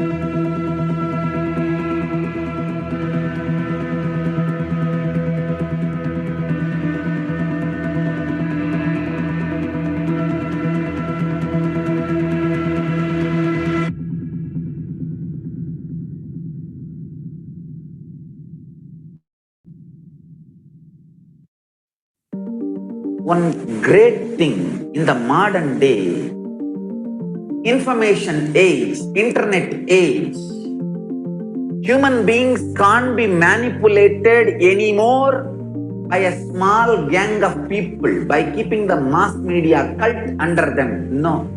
World cannot be controlled anymore by mass media cult or entertainment industry cult. And world cannot be controlled anymore by missionary militants and militant missionaries. The next generation, the modern day youth has started questioning the utility value of everything. And I tell you, Hindu tradition is the best designed, developed tradition just to contribute. Hindu knowledge is amazingly contributing. I can very boldly tell you with all joy and pride, Hindu scriptures are the most unadulterated, as maintained, as purely as it was uttered, revealed in the beginning. The Vedas are as it is from the time Paramashiva breathed it to Parashakti to Vishnu to Brahma and the Guru Parampara. Narayanam Batma Bhavam Vasishtam Shaktinja Tatputra Parasharanja Vyasam Sugam Gaudapadam Mahantam Govinda Yogindra Matasya Sishyam Srishankaracharya Matasya Vatma Padanja Asta Malaganja Sishyam Tamtroda Ganmartika Karamanya. The whole Guru Parampara, unadulterated, I tell you. History, geography, astrology, astronomy, cosmology, physics, chemistry, biology, medicine, mysticism, religion, economy, in every field, administration, social justice, law and order, in every field, the field of education itself, spirituality, superconscious mind, power manifest in every level. Nothing compared to the extreme life positive knowledge source of Hinduism. This is the most non-violent, life positive knowledge tradition in every field. Unimaginable knowledge source is lying in the 2,20 million source books of Hinduism. Around 10,000 traditions are still alive. I am not talking about what we lost, what we still have, kept it alive, at least in the museums, which I can revive. I can add flesh and bones to this whole scriptures and make it living, alive lifestyle. I want all Hindus to start becoming real Hindus, non-violent, extremely life positive and contributing. This is what is the core identity of Hinduism. Let's start living the core identity, core narrative of Hinduism. That's the best strategy to stop the Hindu Holocaust. I tell you, Hindus have a great future. I want all the Hindus who are interested and listening to me, all of you, please wake up and start contributing more and more and build contributing lifestyle. That's the best way to stop the Hindu Holocaust. At least 10% of the Hindus should become Brahmana by Varna. Only then we can collect all these books and store it properly, make digital and physical libraries and practice those knowledge, build laboratories and Teach this knowledge to the whole world. This is what is my life's mission. Of course, translation, making it searchable, making it user-friendly, indexing, all this work put together. That is the purpose for which I started this Nithyananda Hindu Library. I will establish the most authentic, world's largest physical and virtual library and Hindu university. Hindu literatures are made illegitimate, stolen. Many concepts and principles and ideas are stolen. And Hindus are made to feel that literatures are all just mythology and faltu and just somebody's fantasy. I will make sure enough scientific researches are done, proper documentations are done, analysis are done. Not only I will collect, compile, organize the world's largest Hindu knowledge resource library, I will make all of it user-friendly for the whole world by making virtual Hindu library available for the world. I am very clear. I am going to collect everything related to Hinduism. The source scriptures, various commentaries and translations, good or bad. Some translations are true to the original, some are 80% true, some are 70% true, some are absolutely distorted. But I am going to collect everything, organize, index. My initial level plan is 10,000 students will be able to reside and study. 2 crore means 20 million Hindu scriptures. And largest virtual library, very organized and made user-friendly. Collecting all the 2 crore, 20 million source books, organizing, indexing, then translating, making it user-friendly, making library, physical library, and making digital library, then studying it, researching it, making laboratories. For example, the Hindu battery, which can be charged, recharged by consciousness, does not need any other chemical from outside. The Hindu aircraft, which can fly through the conscious sound technology, see, consciousness-based light technology, sound technology, consciousness-based biology, consciousness-based biology-based technology.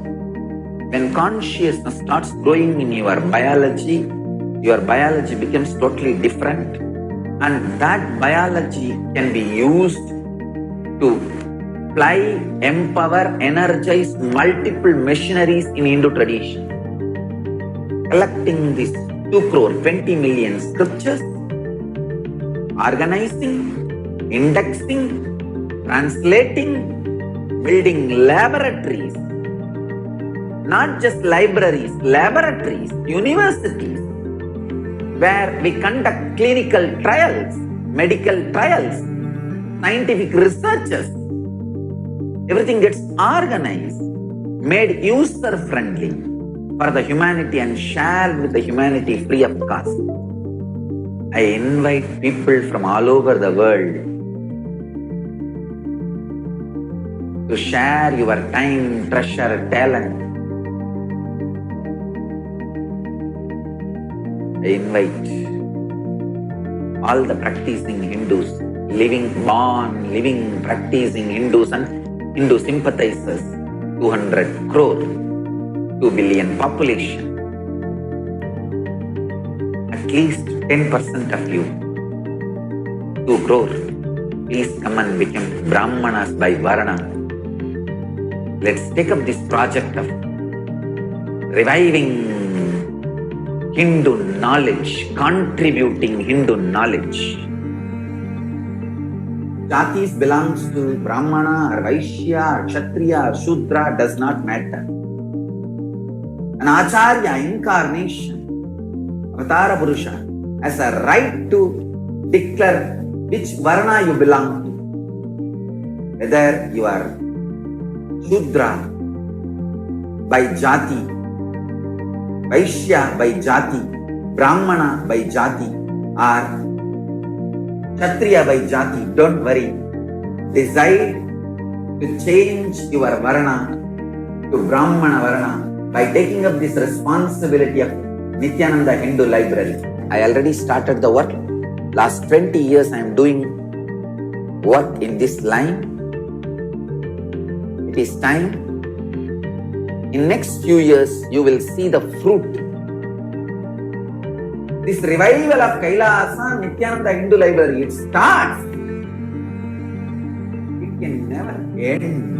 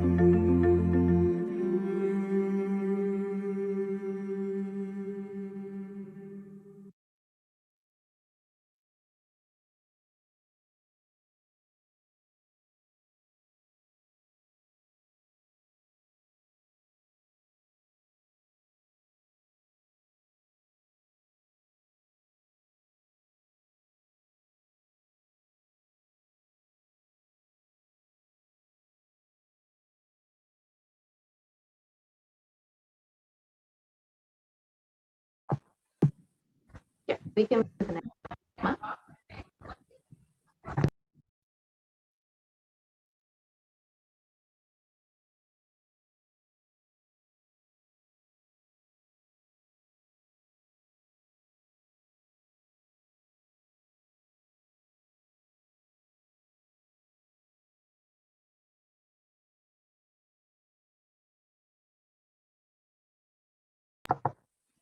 Kailasa's Nithyananda Hindu Library will be the epicenter for all Hindu scriptures, which will locate, acquire, collect, organize, publish, teach, and spread the Shastra.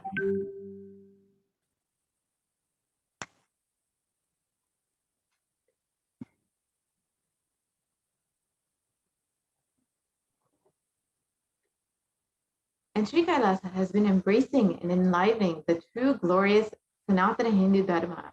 Sri Kailasa runs and administers under the cosmic constitution of the scriptural authority and on eternal truth, the Hindu Shastras.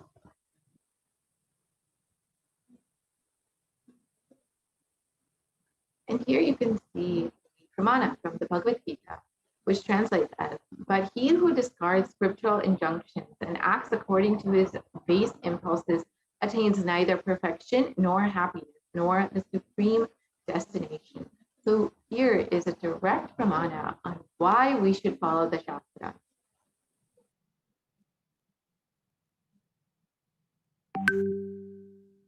The verse goes further on, okay? By the regulation of the scriptures, the Shastra Pramana, one should understand what is duty and what is not duty. After being versed in the scriptural injunctions, one should act accordingly.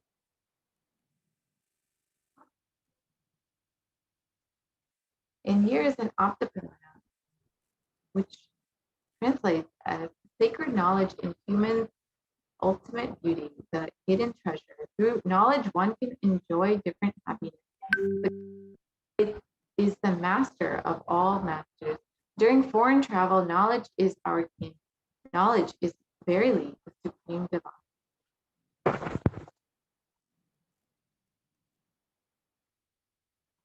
The world's largest collection of Hindu scriptures started with the book, the Atma Purana. The above Atma Puranam book was given by Isaki Swamigal to the Supreme Pontiff of Hinduism. This is the first book in his collection for humanity, which has grown in the world to the world's largest collection of online and physical Hindu scriptures. And here you can see the original book of the Supreme Pontiff of Hinduism, which was given to him by his guru at a very young age.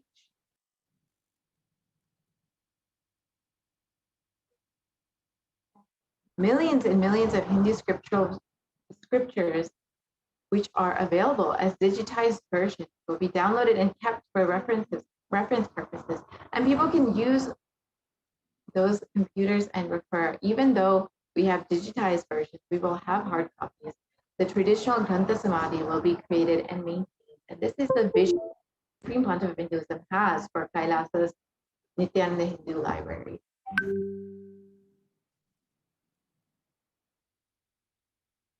And further, in Vedic times, if anybody has any kind of conflict, problems, questions, they will go to the Namisharanya, where all of the scriptures are stored, and the rishis who have read all the scriptures are available, who will refer immediately to the scriptures and give the answer to them, to the visitors. This project will be revived by the Supreme Pontiff through the Satvik project.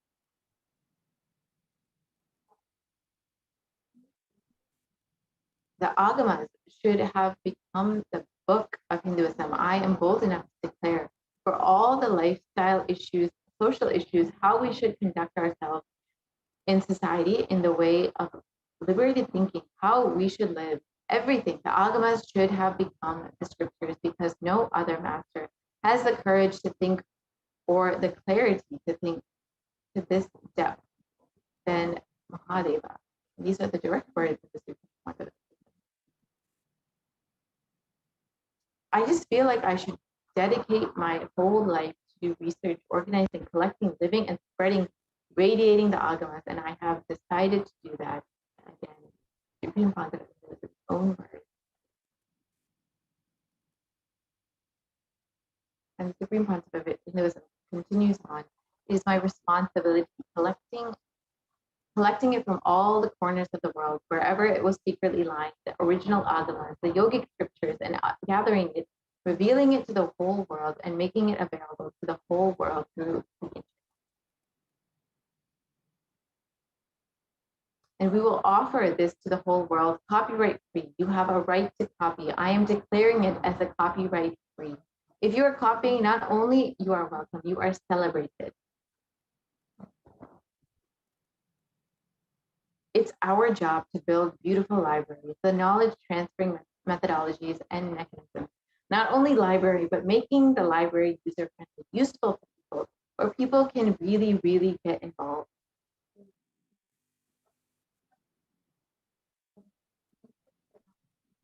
Know more about it, making it more visually presentable. Please understand, human beings have started learning visually now. Almost all learning processes have become visual. Less words and more visual presentation. We should work on creating video encyclopedia of Hinduism. At least 10,000 concepts of Hinduism, like birth, life, God, death, karma, listening, internalizing, at least 10,000 concepts of Hinduism, and the spiritual masters, religious leaders, various philosophers should be visually presented with examples like slideshow or animated version, and so on.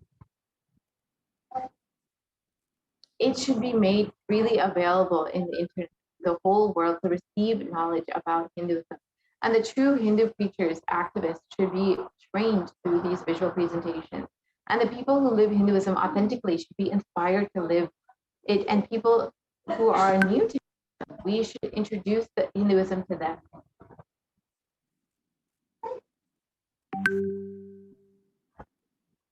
Each of these palm leaves is a soft power atom bomb. you just throw that one country, throw that on one country, they are there forever with devotion and respect. And out of gratitude, love, respect, surrender, they are there forever because so much is contributed to their life.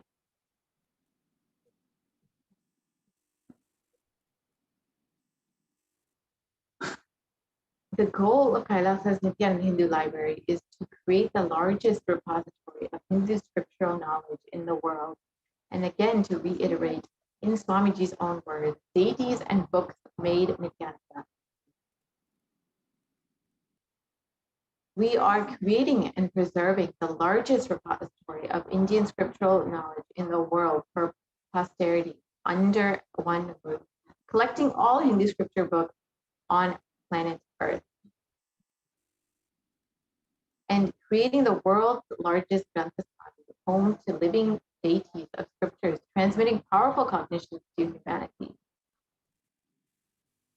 and housing 5 crore books and manuscripts on Hinduism, including 2 crore source books on Hinduism alone. And there will be a state-of-the-art library building over a square feet, using the latest software to automate the library management, and establishing the world's largest digital library of Hinduism books and manuscripts. So this wealth of knowledge can be accessed from any part of the world. And the Grantha Samadhi, this is the most important of all samadhis, which has kept Hinduism alive. All scriptural books, palm leaf documents, which are kept in one room and maintained, is a Grantha Samadhi. The Grantha Samadhi means energy center of spiritual books. In the 28 Agama deities, Paramashiva, the 108 Upanishads, the Lord Brahma, the Purana, the Veda Vyasa, and are made of palm leaf, gold leaf, silver leaf, copper leaf, and other metals. And thousands of living deities of various avatars, masters, rishis, saints, honoring their contribution to Hinduism.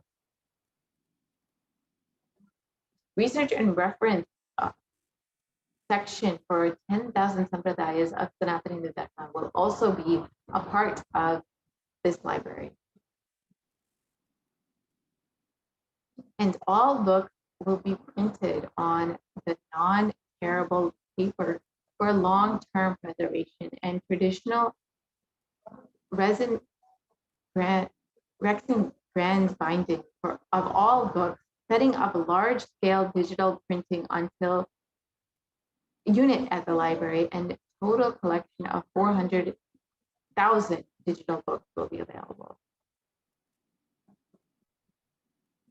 And the digitization has already been going on within the Nithyananda Hindu Library, and which allows for preservation and dissemination of knowledge using the latest technology. And all of this is made available to the public for free. And palm leaf print keeps the tradition alive by printing scriptures on palm leaf, the original method of maintaining the scriptures. And the scripture collection, the collection of all in publication books from all around the world, has been maintained within the library. And the Nithyananda Hindu Library has taken on the vast job of organizing the Hindu scriptures, and with a descriptive catalog as per the international standard, and classified the knowledge, the classification of complete scriptures on as per the scripture tree, which is exclusively revealed by the Supreme Pontificate Hinduism as the foremost, most respectable commentator and expert on the Hindu scriptures. This tree has been developed by the Supreme Pontificate Hinduism himself. And the collection of 3 crore books and manuscripts from the digital libraries across the world have been maintained within the library.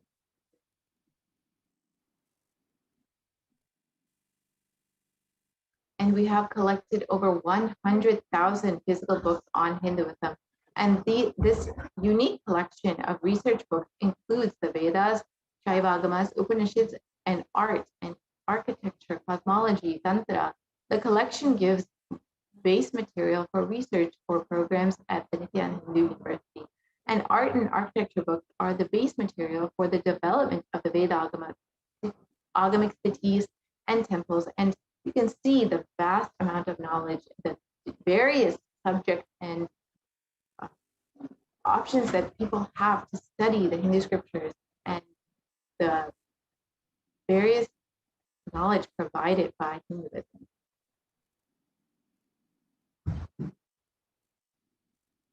We have collected more than 1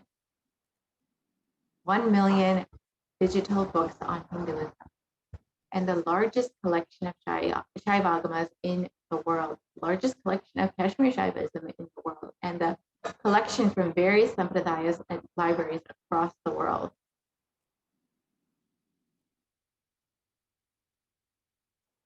And the Nithyananda Hindu Library Management System is a detailed structure and classification of the Hindu source scriptures of Sanatana Hindu Dharma, as ordained by Lord Paramashivoham himself.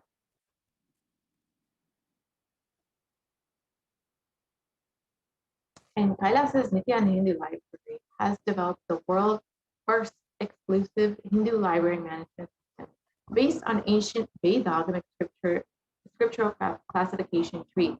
The classification system has more than 900 subject areas and more than 32 different levels of commentaries. And this was exclusively developed by the Supreme Court himself.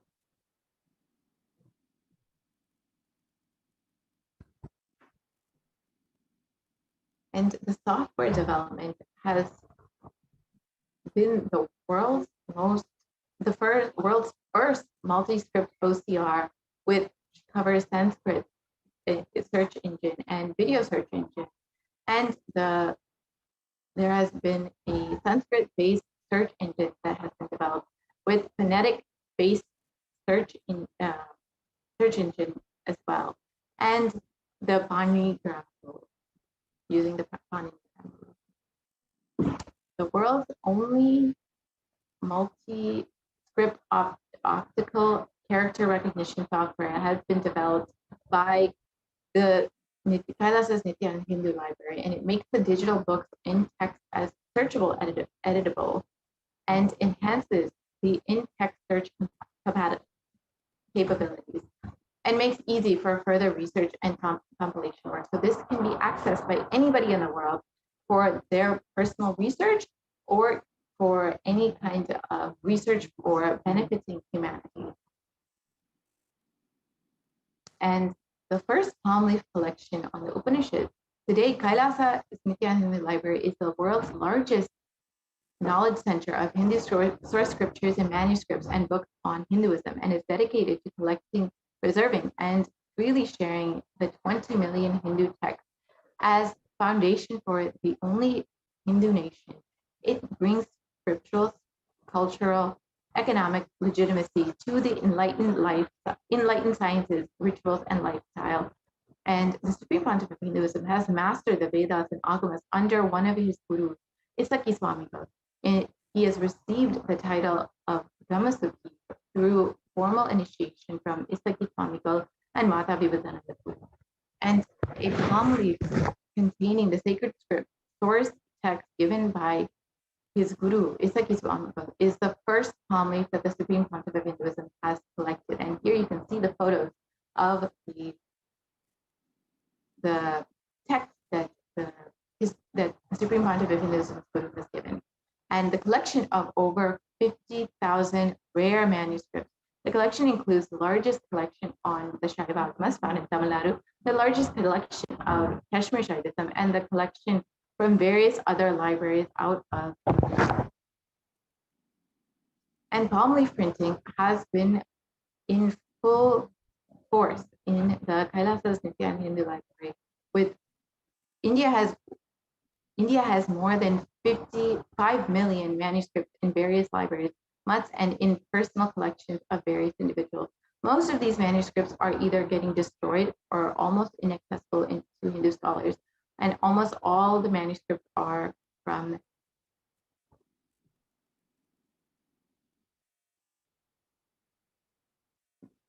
And here you can see the photos of the damaged manuscripts here in various libraries.